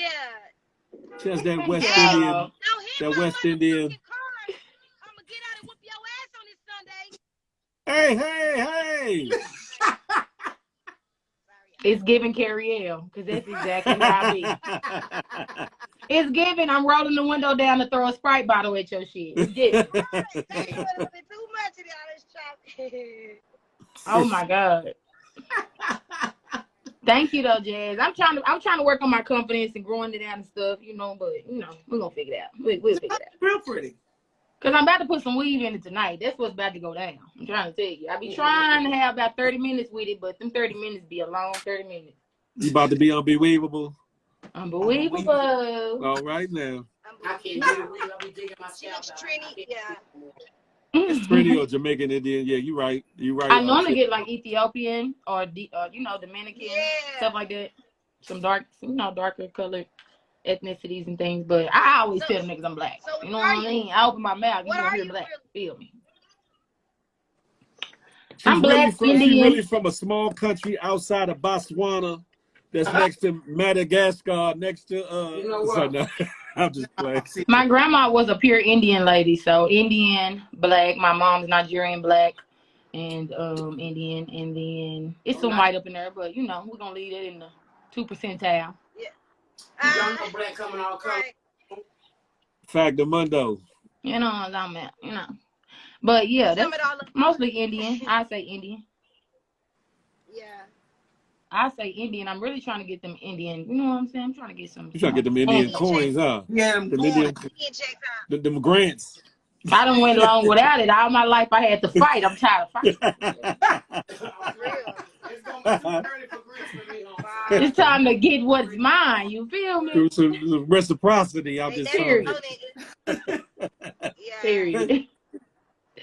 I mean, it's people walking around here with them white privilege cards and they getting whatever and everything. I didn't even know them things existed for real, but they actually have white privilege cards for these folks. That's all right. Listen, Mm-hmm. figgity them and they privilege. What, you got some diamonds under your eyes? Okay. What the fuck are you doing? Is that a bobblehead? I was like, what the hell is wrong with her body? I kept saying that. I said, what is going on? I was like, what the figgity? Jazz, get your big head ass out the I was like, what the fuck is that?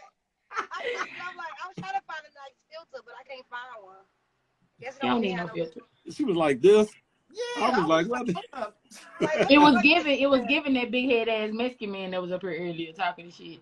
George Lopez. He a good dude. He a good dude. Wait, George Lopez was up here earlier. damn, I missed it. I've been missing shit.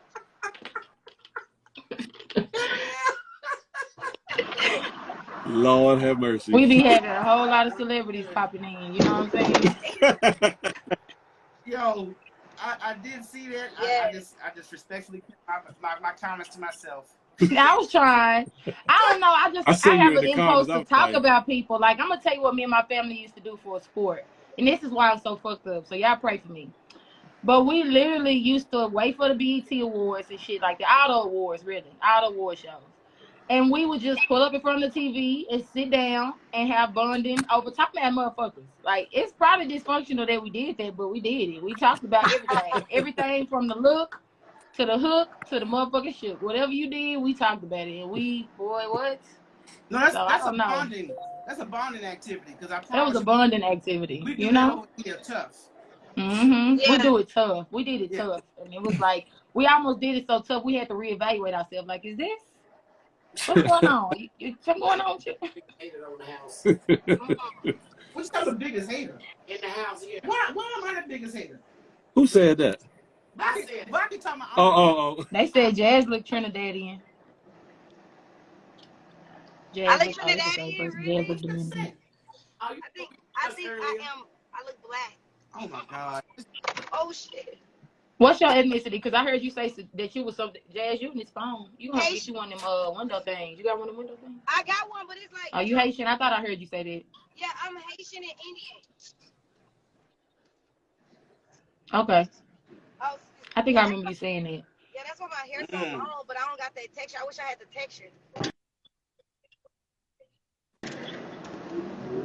I wish the fuck you would pull me over, bitch. I'm uptown Washingtonian with a hint of the Bay Area with some extra spices and herbs that make the So, gumbo helpers, right. are y'all twins? No, we're 4 years apart. Y'all just close. You would think the way they answer Mm-hmm. each other's questions and things, the way they bounce off each other. That's what I feel. I feel like most black people have Indian in them. Most black people have some Indian. I mean, we're all of that. No, You know, that's pretty much all of us. Yeah, especially in between Indian and some white somewhere because of the slave trade and things there.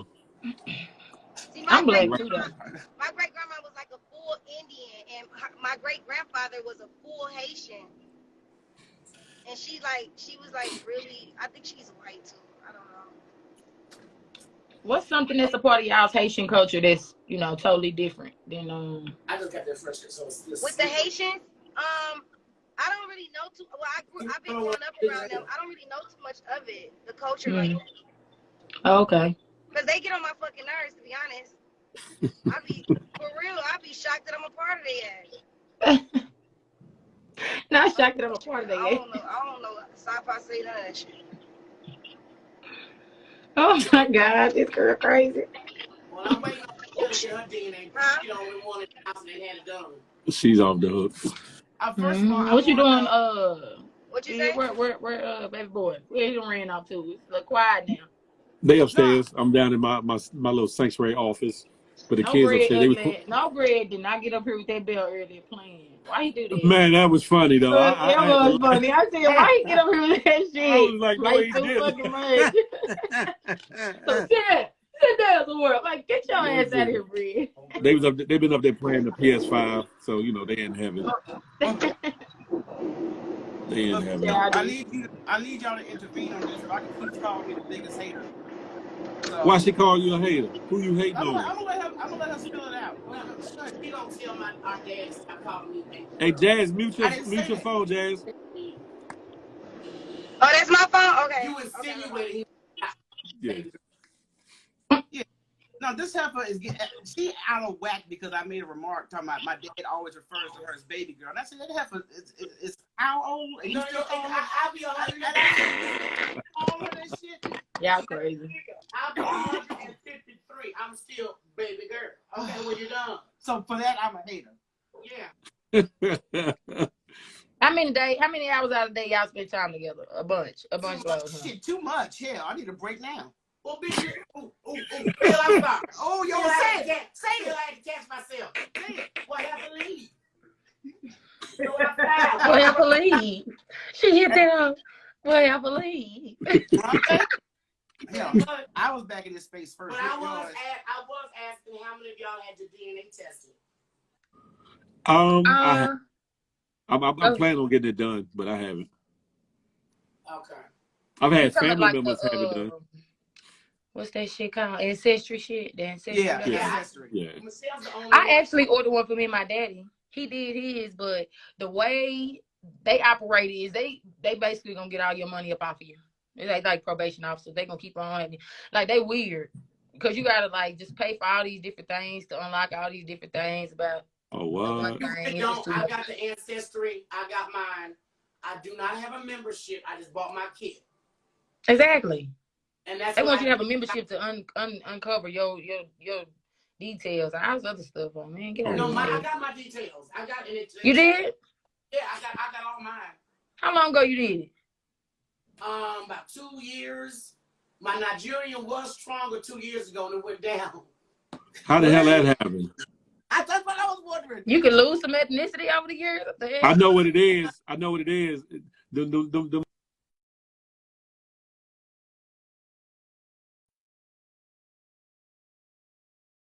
Call. You can hear me? Yeah, now we can hear you. Them blunts is changing your DNA up. The blunts? Oh, you think rearranging the nigga chromosome. How she lose the percentage of her Nigerian? But you know, they did say that was the after a while it will change up after they have for so long. Really? I don't know why. But How the hell that happened? Like you start morphing, like you know, but Nigerian is still the top 10. Okay. Yeah, my mama found out about her Nigerian side through hers. I gotta do mine because I need to see what percentages I have. My daddy was adopted. Too. My daddy was adopted. He was given up for adoption at birth. So we never met his mother. His mother was a pure Indian lady. Never met her. And supposedly his dad was white. So, you know, it was back in them times where there was some crimes be going out of that intertwined. Well, say that again. You said his mom is Indian and his dad's supposed to be white. Supposed to be. Your dad. My dad. Somebody lying to somebody because he got too much chocolate. He got too much chocolate upon him to be. But I said she was a pure Indian lady. She was a pure Blackfoot. So, I mean, I don't know how dark that goes. I just know that picture we found. Well, then the other side got they had to be light skinned or something because they couldn't have been all white because he got some chocolate in his soul. But we've been in Texas too, you know? The son. Yeah, Texas done, man. If I show you what I look like, I mean, I put some baby stuff up, but yeah. No, Texas we red blue. What happened? You said what happened? I was trying to hear heifers. No, Texas sun is mad disrespectful. Ooh, what? You just get used to being in the sun all day. Niggas be telling me, I'm ready to go to the sun. I'm like, nigga, come to Texas. Come on. Sauna, I got a sauna. Y'all have high humidity? It's humid down here, but it's just that sun is like it's right on your back. It is humid. Memphis, just a little bit. Memphis has dry humidity. Texas, now, if you try to be natural, the Texas ain't the state for it. Right. DC got hella humidity. If you're trying to be who? You say natural? Natural. Where you hear natural? Yeah, but people doing it. They doing it. Trust me. They natural down here is pretty. I ain't gonna lie. Oh yeah. Because once you get out of vitamin, you know what I'm saying, up in your system, on your skin and your pores. Oh yeah, you get to glow on a different glow. The sun do something to us as Black people. It definitely, you know, illuminates us. It lights us up for sure. But it's just too much of anything can crack your blacky lip, Nicole your ass if it need to. You know. Living life, that is a fact. They are some chocolate Indians, that's for sure. That is for sure. Blue black. Because even in the Cherokee Nation, there was some dark-skinned natural Indians. Yeah, you're right. You're right. They Black folks. Black folks. Facts. Here we go. Listen, no. Listen. No. Why does nigga sing it like it? No. No.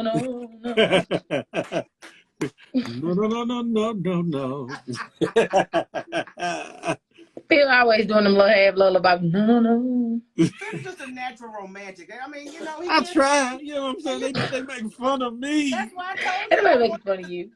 He did. He literally do it naturally. I ain't gonna. What?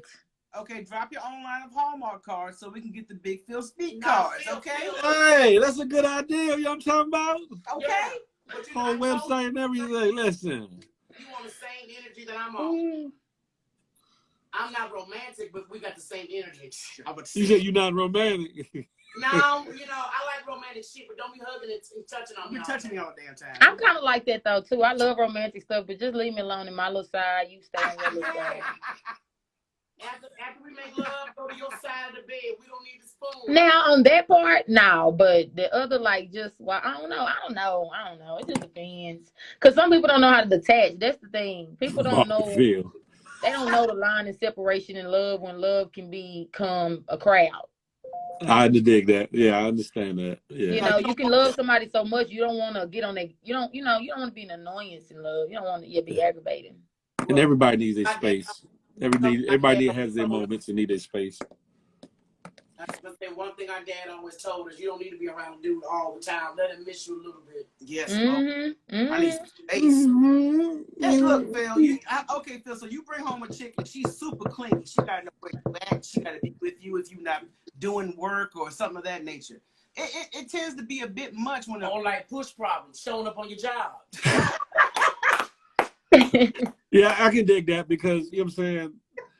I need and I had that problem in my last situation. Like I wanted to sit in one room and watch one TV, Because she wanted to go up and be in the bedroom. She wanted me to come up to just watch TV in the room when she wanted to watch something else. I'm like, it's a time for that.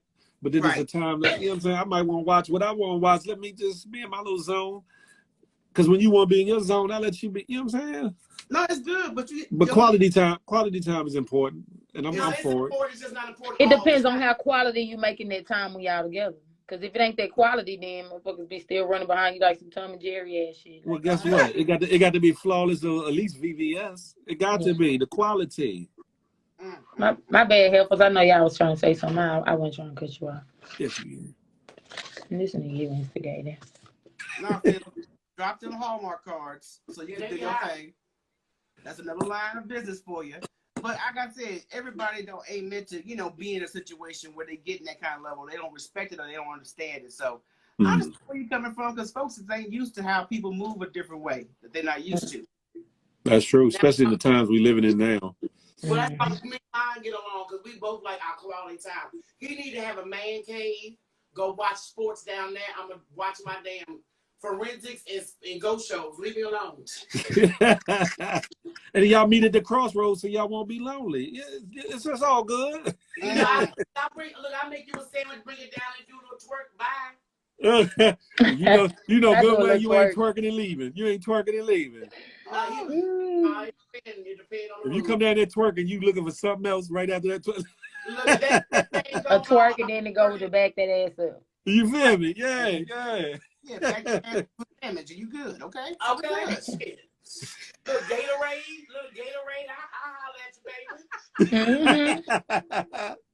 Get them electrolytes up, huh? Yeah, take this Red Bull for later. So and we good. Not the Red Bull for later. No, he don't need no Red Bull. That's what I gotta say. Y'all acting like some cowgirls. Look, now his Red Bull is Listen. You know the original cowboys and cowgirls were black? Yes. Let's talk about it. The original cowboys you didn't know? That's facts. Yeah. We the black community are creators of a lot of shit that folks have overshadowed and copied, just erased out of history books. So that's why I think it's important for y'all to do your own research, facts, question shit, find out for yourself, and go with what you think is the real thing. Just don't listen to it leg walk. Shut up, Rocky. You love it. I ain't gonna go there. I ain't gonna go there. A lot of stuff, but this stuff is a little twisted. But Michelle, she told the truth for a change. A lot of stuff that was done. Wait, hold on. Stop. Black folks, and it's been watered down. No, pause. Back up. I'm telling the truth that time. Yeah, this time. You know what? I got words for you when we get off this damn live. I promise you. Really? That's what we doing. Yeah, that's what we're doing. Yeah, so it's important to look at these facts, because a lot of stuff that you learn in school, people just don't know about, the contributions made from the black community. So y'all just do your research, find that shit out, because a lot of the shit that they trying to pass off in history is some bullshit. Yo, the last bullshittery. You know what's in the history book that our kids are reading now? Say that again. The history books, what they telling our kids now. Oh man. So I looked through my nephew's history book. The only people that was indentured slave were white people. They don't name black folks, none of that being slaves. That's crazy. That's crazy right there. They have just twisted it and changed it, and that's why they're trying to take black history altogether out of all of it. Like we just didn't exist. What they need to do is take social studies out. That's how folks become stupid and racist. So, social studies ain't what it was like when I was young, because you learned about other cultures, other areas, and a lot of different things. But now, the shit they teach our kids, that's why I used to make my kids read for like about an hour, 45 minutes to an hour each day after school. They used to hate it, but I was like, you're gonna learn something. You're gonna experience things that that a book can give you. Sometimes I let them read what they wanted to read, and sometimes I gave them certain things to read or whatever, because just to expand their knowledge and mind a little bit. Well, Michelle would get on me because my nephew would get ready for a test, and I would read that. I'd be like, "This is some book, Michelle, like Rocky. So I'm gonna let you pass your test, but when you're done, I'm gonna tell you." Tell you some real shiggity, huh? Rocky, I think, is the aunt everybody want to have, because she gonna keep it 100 all the time, and she's always gonna deliver the way she's gonna deliver it. So I try to, take the motherly approach. This heifer just goes straight street. No, Michelle take the sucker approach. I ain't take the damn sucker approach. But Michelle is soft, She a real soft man.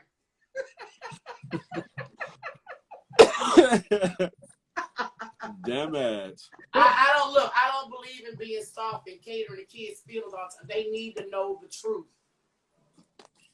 I was the same way when I got custody of my kids. I kept it 100 with them, like, because I look at it like coming from where I came from. I said, I know the world ain't gonna treat you you gentle. The streets ain't gonna treat you nice. I want you to be book smart, and I want you to be game tight, so that when you walk out to this world, you know what I'm saying. Hey, but you're not gonna tell my nephew, like, look, we love you in this house. Them folks outside this house don't give a blank about you. Facts. Yeah, it's a facts.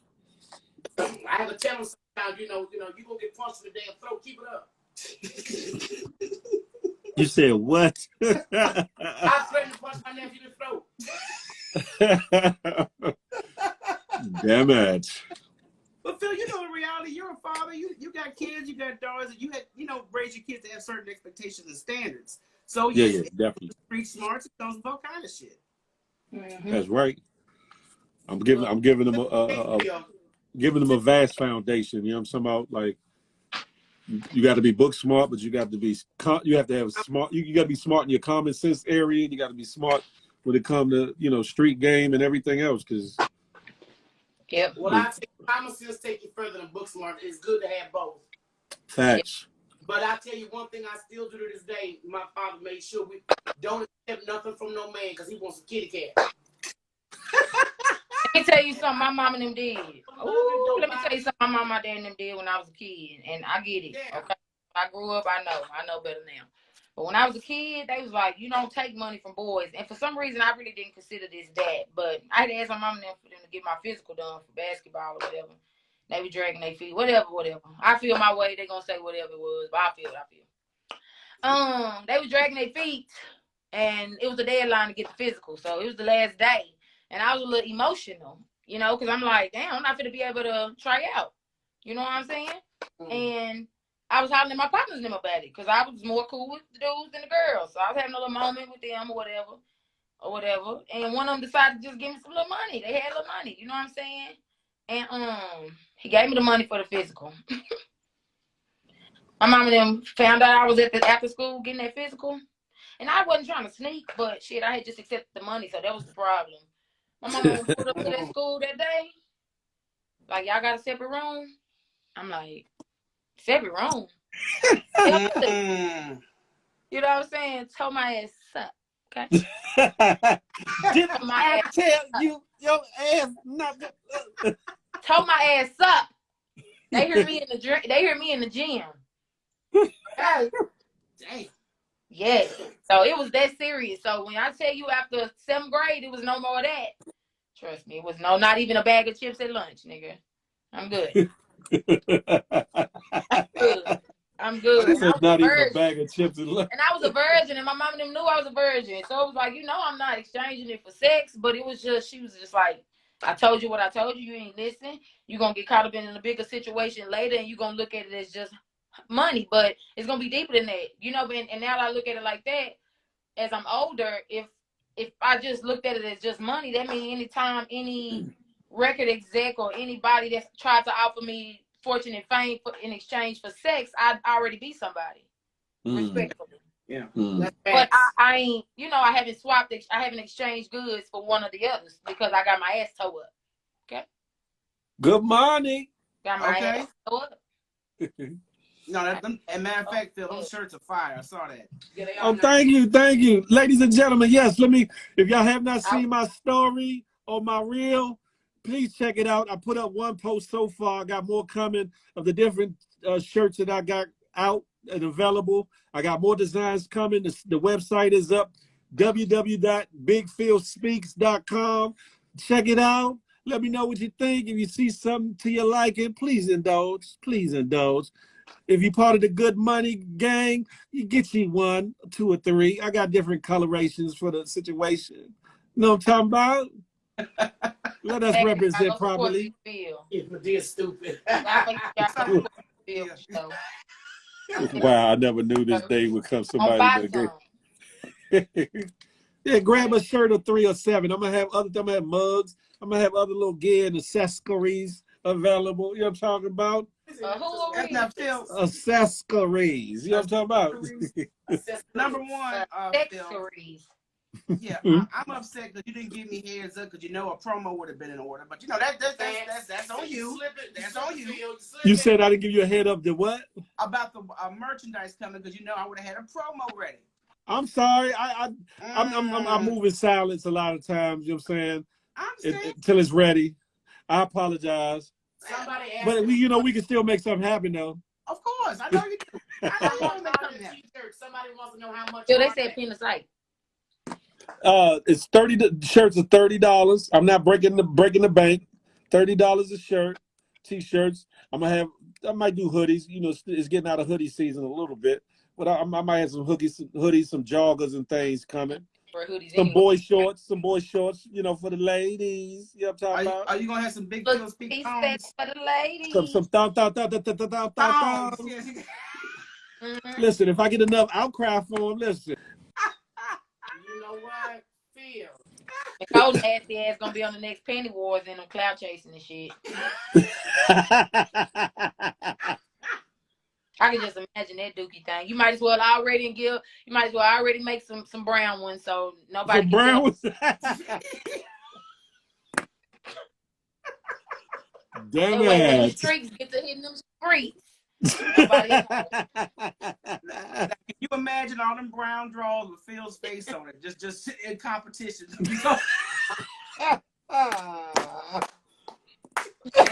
Now where do I go? In the Punani area or of the crack? And his shirts is definitely cheaper than the Backyard Barbecue Frankie Beverly motherfucking shirts that was trying to be sold on Pink Shit. Frankie Beverly Mays. Definitely way more affordable than the Frankie Beverly Mays reunion tour t-shirts with the credits on the back. Well, all I'm gonna do is I'm gonna say, but support Pinky too. I support everybody making their moves. I just wanted to make sure we mentioned that because I saw that ad early on Big Phil's t-shirts. I thought they were Appreciate you. We're gonna so we're gonna invest in getting us more, and hopefully we're gonna be working on the same thing in the background. That shit's been on the back burner for a minute. Fuck this shit longer than a minute. Look, ain't nothing to it but to do it. Oh, we're gonna do that. I'm gonna follow your lead now. Yeah, ain't nothing to it but to do it. I've been people been asking for a minute, and at first I was bullshitting on it, and I'm like, you know what, it's about time. So let me get it done. A lot of my little sayings and things, that I always say all the time anyway. So why not make it happen? Inspiration from people and things, and you know what I'm saying? Yeah. Now, are you going to be doing floggers? Are you going to be customizing their floggers? There she goes back to that. These things are needed. So listen. Damn alarm. If it makes sense, listen, it make dollars, I'm with it. Look. Yeah, the Big Phil Speaks flogger. I like that. Ooh, not a flogger, girl. That flogger gonna make you. Could you imagine? You can put speaks to this,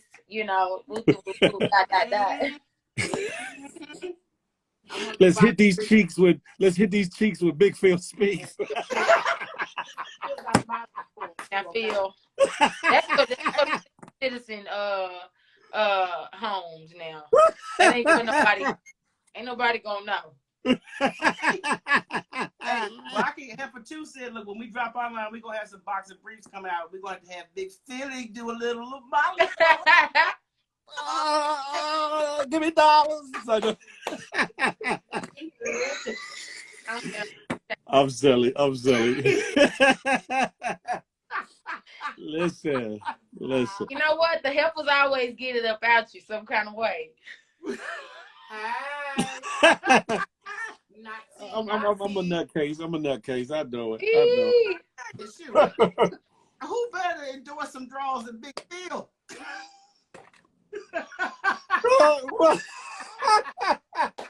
Get them red bones ready, baby. Him and them Push over there want a pussy pop. Remember when we was at in Atlanta? He all down there. Oh no bullshit! Damn great. I don't want to see shit. I can already seen the shit, but The ladies, you know, the stalkers, Shantae and them might want to, you know. Oh damn. Man, Iceberg, that wasn't for you, Iceberg. That wasn't What for you, for Iceberg? you. Ladies, that's for the Place, ladies. pause, Iceberg. say, help us give me your phone. Miss Medea. Yeah. Whoever that Miss Medea is funny as shit. I'm gonna give you that. I wonder if that's that dude that live in Florida. I wonder if that's the same one because he was funny as shit too.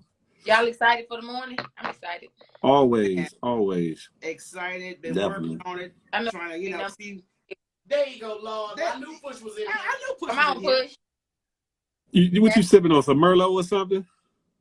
Push said he is not drinking. No, she's talking about Dick Carrier. Oh, okay. Yeah.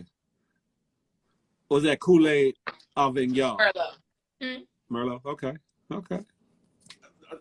Okay. No, it's not on Merlot. What is it? Carriel speaks. A glass or two will make you speak. Go ahead. Let's go. Oh yeah. It's gonna make Oh my. Exactly. Come on now. Yeah, who is Medea? Let's try to guess who this Medea person is. Cam or Medea? Let's. I think it's the old boy from Florida. He was funny as shit. Yeah. Had her voice down packed. You hear me? He's the cam up in on other platforms and have us rolling. Oh, he already been around as Medea before? If this is the same person. Time about Carriel speaks, clap them cheeks. That's right. There you go, Carriel. You got your slogan right there. How many times y'all have seen me get up here clap them cheeks? No, really. What's up with all this shit? What did I do? I'm sitting here minding my business. Turning red as the cap. Yeah, your face look a little flushed, bro. Yeah, No, that was called shadow. That was called shadow from yeah, the. Ain't no shadow, dog. That's red. That ain't got nothing to do with no darkness, okay? That's y'all talking about booty clapping and floggers. Yeah, you know. I tell you. Yeah, in the bathroom sipping wine. You ain't never heard of people take a bath. They sip wine in the tub. Is that that's facts? And sometimes smoke a joint. And then when you clean, you know, what do we talk about? Now you might not be able to filter through all the BS and the trash and the tissue balls in your restroom to be able to sit down and have a nice cup. Talk about it. Toast to you. Toast to you being out of my business. Cheers. Going on. Push talk. Hello, everyone. Radio. Cheya. The Gospel Helpers in the building. Hey.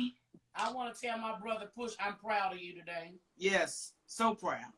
Oh, thank you I felt like we were both on your shoulder whispering in your ear. You handled it like, gee, for real. I had my yin and my yang. I'm going to say it for you. B-word bye. Y'all did say that in the comments. I seen it. Yeah. I was back to back. B-word bye. He was like, so just bye. I was like, not so just bye. That shit sounds so high school. Yeah, it took a refrain is something serious. So Big Phil, I gotta commend you on having restraint. Okay. And there are some things that, you know, really wanna take you back to the old school days sometimes. And to be able to have restraint, it becomes a beautiful thing, you know. And then the better you get at it, the better you feel about doing it, you know. Right. And it becomes easier too. It becomes easy to do it. You know what I mean? So yeah, man. So that's right. I do thank you all. I think it went well from 24 hours ago to the, you know what I'm saying, step back for the major comeback. So. I was proud of you, dog. I was like, for real. Yeah. What you think, Carrie? I said you finna be pushing them sports tomorrow for real now. Mm-hmm. Oh yeah. I mean, you know, I could spend energy doing a lot of other things. Just make sure your ass ain't up at 4 a.m. on the other lives, because I fell victim to that myself. So I'm just giving some friendly advice. You got to fall back and go to sleep. The way the schedule is with the FD, and you told me I did overdo it that night. Yeah, because I was supposed to sleep from 11 to 4. So when this thing jump off at 8 o'clock, you know what I mean? That's why I go ahead. I got to go through wardrobe change between now and 8 o'clock. And then once I do that, I'm good for like 2 hours, maybe about 10. I gotta I gotta lay it down because the body need time to wind down. I gotta sleep from 11 to 4. When I go past 11 and the body don't wind down, then I'm on there at 3:30, 4 o'clock. Everybody, No, I get up at 4 o'clock in the morning. You feel me? So then now it'd be hell. you talking about and the body don't wind down.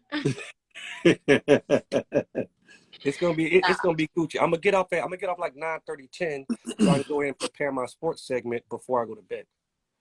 You know what I'm saying? Right. So Stay it's ready. better for me to get it done the day before. Yeah, you stay ready so you ain't got to get ready. There you Because go. I Fact, man. lost time doing it the morning of. You know what I mean? So many things come up in the morning. It just doesn't work out that way. Right. So just like I said, man, just get your notes prepared the night before. Mhm. Do your thing, and do your sports because the segment is fire. So you just got to make sure you just tighten up on that, show up and show Tighten up out. on your back shoulder. Yeah. Just Right. remember, on Mondays and Fridays, I do it remotely. On Wednesday, I'll be there pretty much the whole day, and I'll be in position, That's what As I'm long about. as you Oh, there, it's all I'm good. about to get me one of them laptops, dog. I'm gonna be Oh, like, man. I'm gonna be like the gospel helpers in Big Field. You know what I'm saying? I'm gonna get one.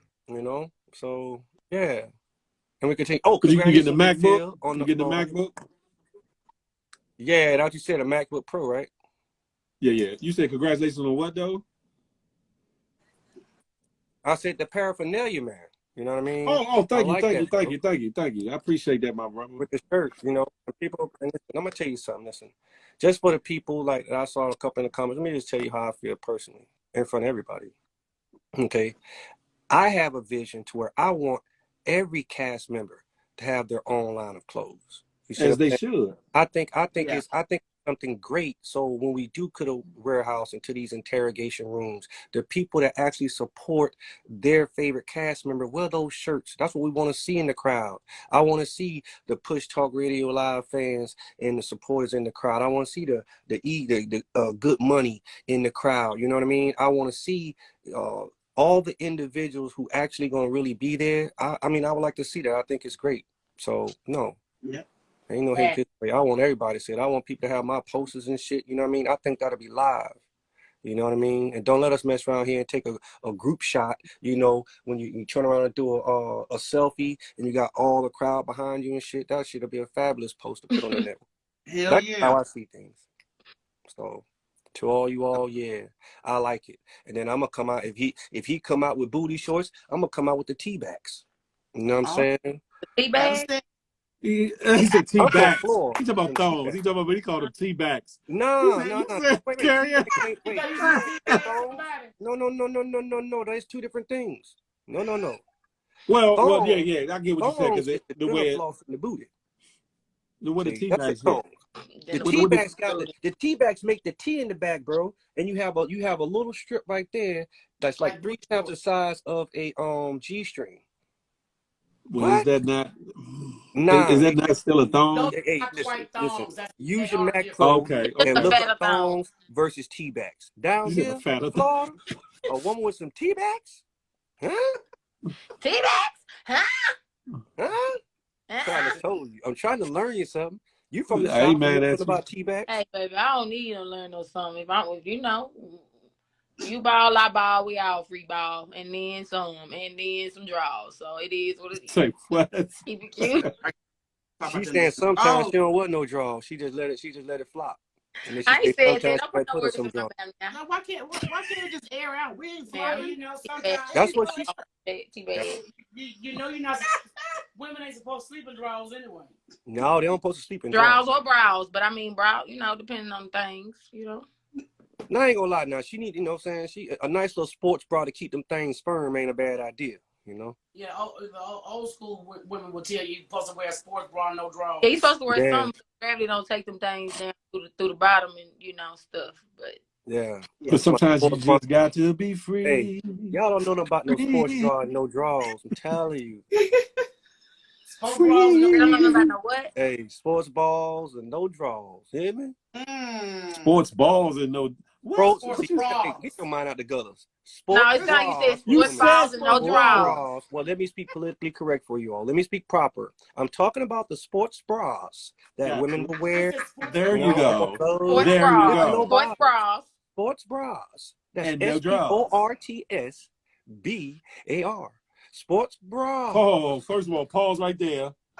You said B-A-R.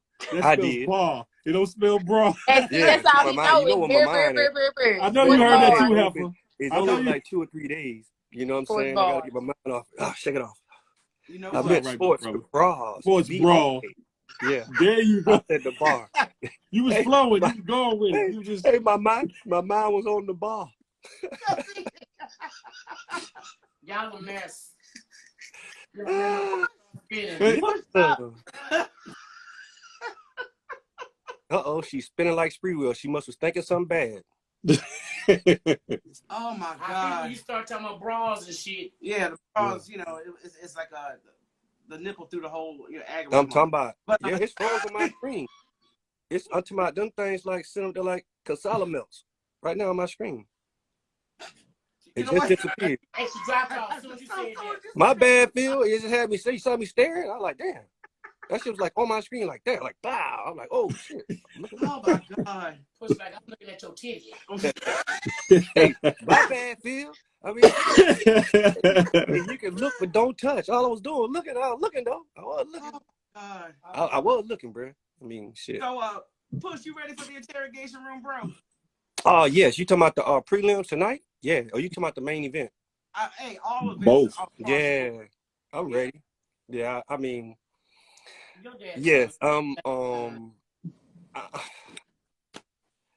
Listen, I'm always prepared for whatever I get myself involved in. So, I appreciate the fact that the odds are 9-1. I like the fact that people, even from First Cast, people think that Breadman is going to do something. My true supporters that really know me know that when I come to the table, I'm gonna be I'm gonna be so prepared. Every angle will be covered. And no singing. I'm not gonna promise that. It depends on how I'm feeling. It depends on what's going on. I think that verbally and my articulation, I believe that's enough to get the victory as it is. However, I have to go into my bag and pull out some things just to shake things up during the course of the game. I'm ready for that too. So take heed to what I told you earlier about checking out. Flip gave you little pieces, but go look at the whole. Yeah, I'm serious.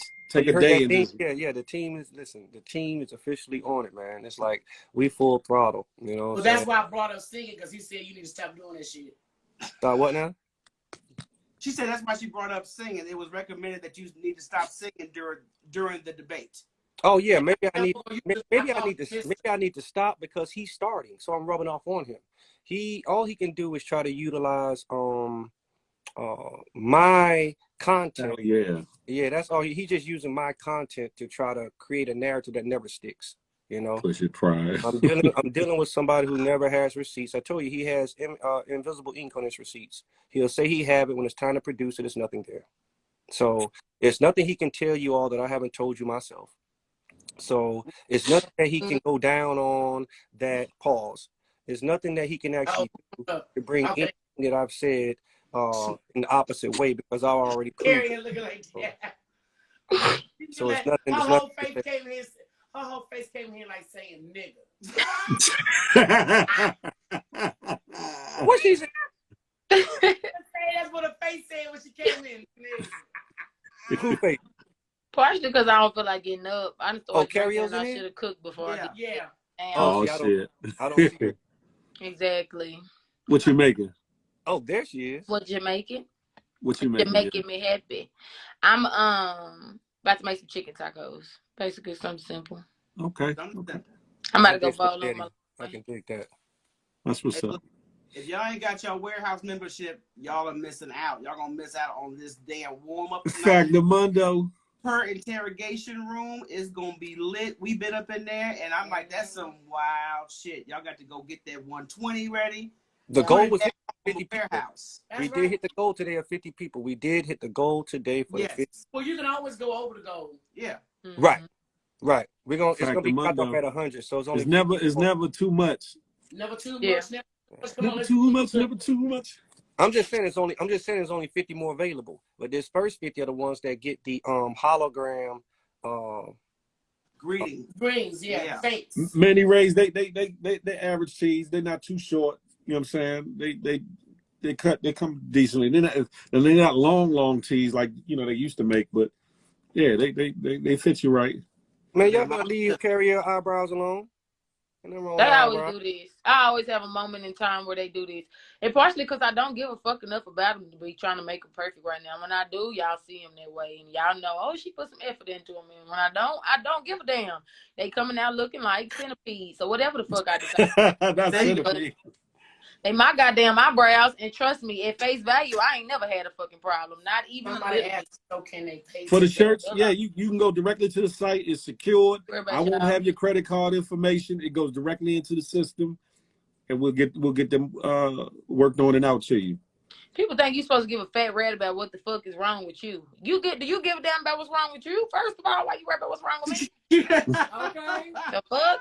You all over here on my eyebrows, but what is your eyebrows doing? They probably sitting sideways with them boys in the day. So go figure them out while I figure mine out. Fuck out of here. You said you going bowling? Yeah, I'm gonna take Tristan bowling. He's a sport, but yeah, that was my daughter that called in. I promised him to go see Morpheus after I take the little ones home. So what did we going? We still they act like they're the little ones. I'm like, so I have a question. I have a question actually. For me?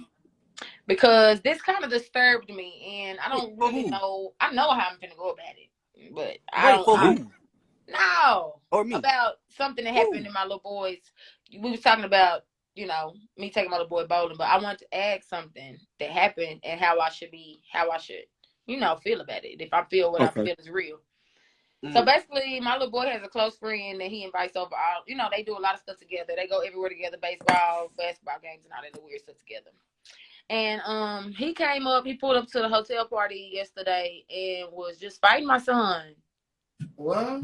Just fighting him. First of all, it's my son's birthday, but he just pulled up just like aggressive. And I felt bad because, of course, my friend's son. So I don't want to automatically dictate that it's parental issues. That's not my business to take it that far. But I'm obviously seeing that something is deeper than just the surface, because it was like every moment he had, it was just tackling, putting my son in the headlocks and doing all this weird stuff. Sorry. Maybe jealousy. Something could be going on at home, or maybe jealousy. Like maybe his parents don't have the wherewithal, or to present something like y'all did for his birthday, and maybe he was feeling some kind of way. Kids being immature, they handle things the wrong way and differently. It still ain't right. It still don't make it kosher. Of course, and as a parent, you definitely don't want you ain't gonna be putting your hands on my. It's not even that. He put my son in a headlock from behind. Like, he just kept doing stuff to my little boy. From the time I pulled up, his daddy was, doing it or whatever, hosting it for the most part. But I pulled up to help, do whatever that needs to be done and get out the way. But like every time I look up, he slapping my little boy on the cheek or just testing his gangster. Oh, and it's as a woman, as a mother, to me, I'm like, okay, cool. I know people jealous of me, so I don't expect nothing less when it comes to my son. I don't watch it firsthand, but I don't be wanting to be so aggressive because I know how I am. I know what I'm gonna say. So he just Tristan trying to get with him on some football. Like, yeah, we can tackle, we can wrestle or whatever, but he ain't really trying to fight his friend because that's his friend. And I don't think he wanted to do that. But it was one point where his partner came and put him in the headlock from behind, and I let him. I kind of let his friend hold him in the headlock for a second because I just wanted to see how long he was gonna do. And I wanted to see how. I wanted it to turn my son up real quick. I wanted it to make him mad enough to turn around, elbow, spur, something. You know what I'm saying? But when my little boy got up out of it, he just kind of was beefed up. He was kind of real emotional. And he wanted to spur on him, but I don't know if he just didn't want to do, he didn't want to turn his birthday party out like that. But I was like, no, I was like pushing my son. Like I felt kind of, as a mother, aggressive in that moment. And I don't know if I was wrong, but I was like, no, you finna fight. Nature. Y'all finna fight. No, it's finna happen. Like, come on. I'm pushing him because I'm like, no, you're not finna. He'll have to get to this. I went through something similar with my best friend. God bless the dead. He was jealous that when I came back to DC, he was jealous because he had became the center of the circle. And then when I came back around, people gravitated more towards me. And so he started acting out and doing little shit like that, picking and shit like that. And for a minute, I wouldn't fight him, right? I'm like, because I saw him like my brother. I saw him different. But he got me to the place where I was like, you know what, nigga? You've been asking for it. You about to get it. And it was to the point that I kept trying to fight him from the block of the school all the way to the corner by my house, to the point I yoked him up in a sleeper and was not going to let him go. If the neighbor didn't come out the house, I probably would have went to juvenile hall because he was losing oxygen and I wasn't, because I was past that. But like I said, I used to have a temper problem and I felt messed up after the fact. But in that moment, you know, I had my enough. It was never a thing that I was afraid of him, but I cared that much about him as my friend that I didn't want to, because I knew what, even in that young age, I knew he couldn't see me, but I was like, okay, you done pushed me, you know, prodded me one too many damn times. Mm-hmm. It got to the point that when we squared up, and after I socked him 1-2 times, he didn't want to fight no more. And I was like, nah. And see, his friends started running yesterday. When he saw I was in it, I said, no, Tristan, you finna square with him. Get your ass over there. I'm pushing Tristan. I'm like, get over there. I'm pushing him up on this boy at this point. Like, no, we finna fight. This boy done ran on the bed. He's sitting up there screaming. I said, get your ass down off the damn bed. You was just slapping him around. You jumping on counters like you paying for hotel rooms. You finna get it. You finna get the hit. You finna get the hit. But Carrie, have you reached out to this boy's parents? No, and I'm gonna tell you why I handled it like that. And I don't know, and this is why. Then let me get to the meat of the coconut. This is why I felt like I might be out of place, just a little bit. Because for one, I feel like this: you coming to my son's birthday party where everything is paid in gold for you. You finna get snacks, packs, motherfucking PlayStations, piece of chips, everything. What you coming to fight for? You came straight out the gate to fight. You coming on this type of energy, and nobody else is on that. And so it was making all the boys rough, even to the point where one of the little boys that was like his little road dog before meeting Tristan. It was two of them that met Tristan collectively at the same time. And they was cool before they met Tristan. So, you know what I'm saying? He was the other little boy younger than all of them, but he the biggest out of all of them. So when he started seeing his partner on that type of time, he started trying to rough up other little boys in the room too. So next thing you know, I done seen him square up with Tristan's cousin, and he done started punching Tristan's cousin on the face. I'm like, y'all got me fucked up here. I'm finna fight some kids. No, because I wouldn't look. I'm carrying the God give the kids for a reason. Because I would pull the hands of Dr. Quaid on that little boy. I ain't gonna lie. I was like, twisted his arm behind his back, shoved him against the wall, and cussed his ass out in his ear.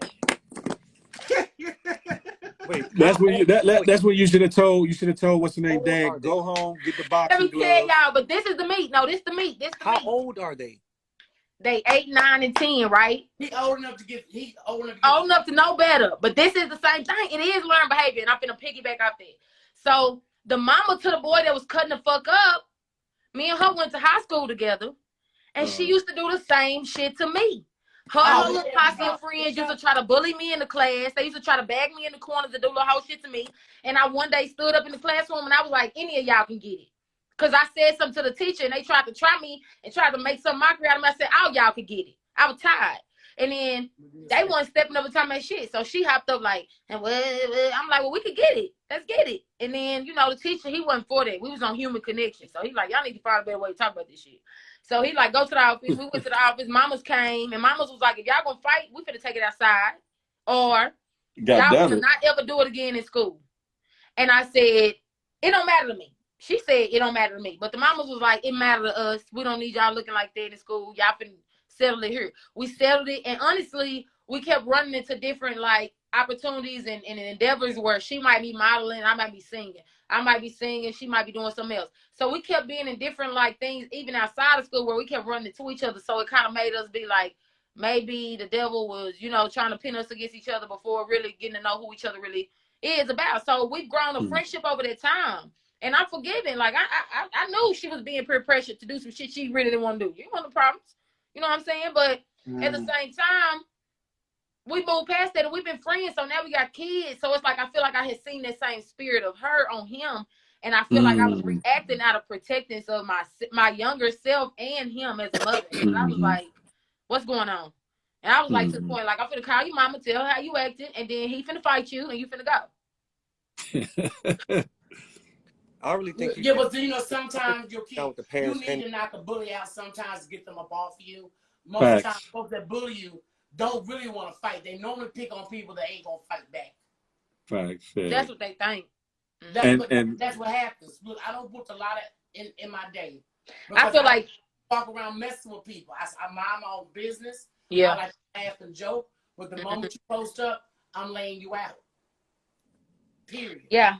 And I feel like bullying over my time, you know what I'm saying? People feel like pretty girls just got to pay and go, paid and go. It's not like that. It's a blessing and a curse. It's just as much of a blessing it is a curse, you know, because everybody want to see what you made of and shit. You know what I'm saying? They want to see if you got something to you or what you made, what you about or where you from. And it's just like, I'm from everything gutter, you know, and better understand it.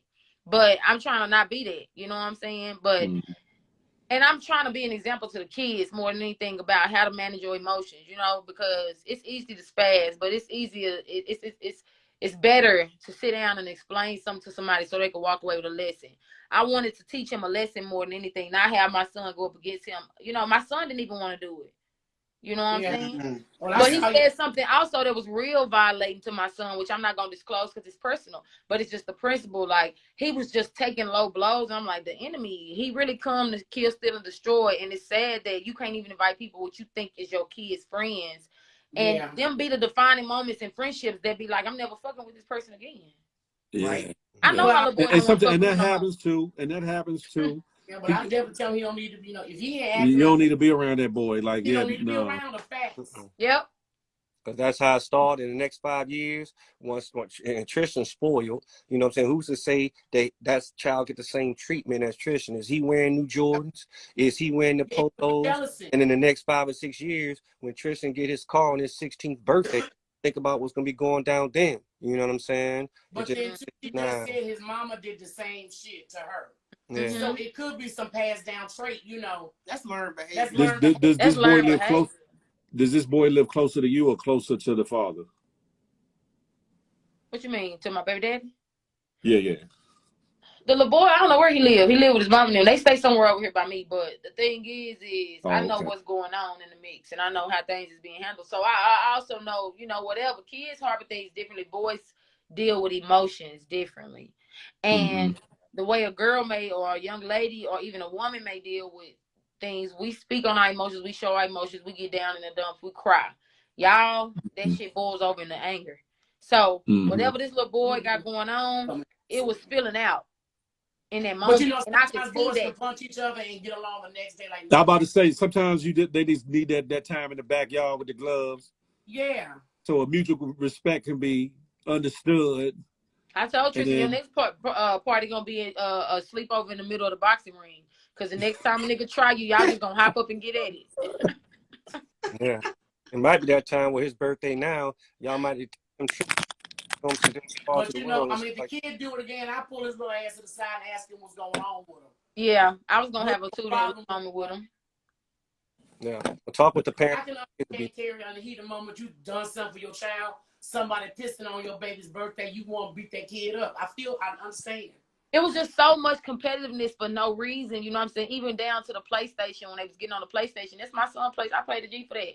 You're not finna yank controllers around, yanking it, throwing it. Like, just doing what the hell you want. And we already told y'all don't do that. So it's almost like you blatantly trying to F up my son's stuff because you feel like it's going back with him. And you envious. But you have all this stuff, too. When I'm just saying, when that child want to play our PlayStation, you have to bring your own sticks. She may need to pull his ass over. And when you pull him over, make sure you yank that arm hard. Hitting your buttons too hard and messing up your buttons. Maybe they don't need to be. They go to school together. I'ma holler at his mama, and I'ma just let her know I didn't really I wasn't pleased at all. It actually left me feeling away, you know, just so she can, you know, handle the situation accordingly. But I do think as a executive mother decision, it's probably just not gonna be too many more powwows and linking up for them. Yeah. I don't blame you. But shit, when I was that age, and if I'd acted up at my friend mother's house, the mama was dealing with you. My ass, and then called, and I did this because he did that, and I'd have got either whooped right there by my home. You got home, got it again. Yeah. Back in the day, whoever house they trusted you to stay over, they was liable enough to whoop your ass, and then you gonna get another one when you get home. Exactly. And then don't let your daddy not be home, so your mama gonna get you, and then when your daddy get home, he gonna get you. Oh yeah, that was the one too for me. Yeah, you gonna get a 3-piece. Double trouble, triple the luck. Now, good butt whooping from mama was all it took. You know, I got in trouble because I got caught beating the neighbor with a wiffle ball bat. You got what? She got kid in the neighborhood with a wiffle ball bat. Let me tell you something. We got our ass towed for touching a dead bird. My mom and them told us not to touch it, and we did it, right? Anyway, but we thought because they was gone, they wasn't gonna never know. And somehow my older brothers and sisters was watching us out the window. And I don't know what they bribed us into doing that night that we didn't do. But they told on our ass, boy. We got our ass towed up. Man, my dad came in my classroom in the 3rd grade and told me up in front of everybody. Front of the class, boy. Well, I'm talking about he literally whooped me around the class, like started at the door because my daddy came in the door. What happened was we used to have these spelling tests every Friday, right? So then I wasn't taking my grades home. I really went into school there. I used to take the paper, I used to fall up and then put it inside my desk, right? So then they had a teacher's conference. I know they had the teacher's conference. So then my teacher done told him that, you know what I'm saying, he's in jeopardy of his spelling and he ain't know nothing about that shit. So he told me, I want you to bring home every spelling test that you got. And you better not leave now one of them. So the next day, I'm in there and I'm putting all these papers in my book bag. My dad comes into the room, and my teacher knew this was going to happen. He did like this. He gave me the finger, right? She said, go ahead. He pulled off this army belt. And the same way that Rocky telling you to grab that arm, he had me like that and whooped me. Wore that ass out. All around the classroom. He walked me in front of everybody. In front of and it's something about daddies, they hold your damn arm and they don't let that shit go. They not finna chase you. Daddy's not chasing you. I got something like that. I grab arms and I ain't letting it go. Yeah, my daddy used to have us spinning around in a circle like a damn chandelier fan. Like, I'm telling you, army belt was atrocious. And I had to sit there the rest of the day, right? I couldn't really embarrassed that mug. I couldn't sit down. That shit is worse than the beating itself, your friends. Oh my gosh, bro. Daddies beat your ass because by the time they had to beat you, you done got on their motherfucking nerves. So they done beat you with everything in them that night. Yeah, yo. He let some energy out there. I'm glad that we are girls because our mama whooped our asses. It was great. Our father beat our butt. No, look, sometimes he was. We had it both ways, baby. Yeah, and trust me, back in the elementary and school, in the Christian home, they always fall back on that scripture. You spread it how you spoil the child. So, they wasn't missing no whooping opportunities. Let me tell you something. Back when I was in elementary, that's when they allowed the teachers to whoop your ass if you. I got that too. Yeah. I got that shit too. Lord. I don't know what kind of paddle that wood was made of, but my ass sting to this day thinking about that shit. Man. Let me tell you something. And the fucked up part about Texas down here, they don't give you the beatings you think you're going to get. They give you the ones you don't ever expect. The shoot at the back of your head type of beatings. My daycare used to whoop us. Listen, my daycare used to whoop us with the paddles on your hand. So they tell you hold your hand out and they snap the fuck out your hand. And you better not move it. Ooh, and then they'll make you go stand in the corner with your arms out to the side and one leg up for about 10 minutes, 10, 15 minutes. Nose in the corner. In front of the class and berries. Shit. Yeah, see, I got your pride hurt at this point. But I had just moved back from Jersey, so up north they don't paddle you. But when I moved down south, I had a fight. And the principal told me to put my hand. I told him, hell no. I took a suspension. You're not touching me. That was the only thing I got in trouble with was posting up to adults at school. But it was always, my mom and dad knew Rocky ain't going to start nothing.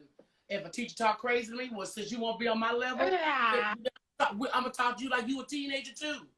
But what you not finna do is spank me or paddle me. But you know what beat that shit? I don't give a damn what nobody say. Pinches, nigga. Pinches?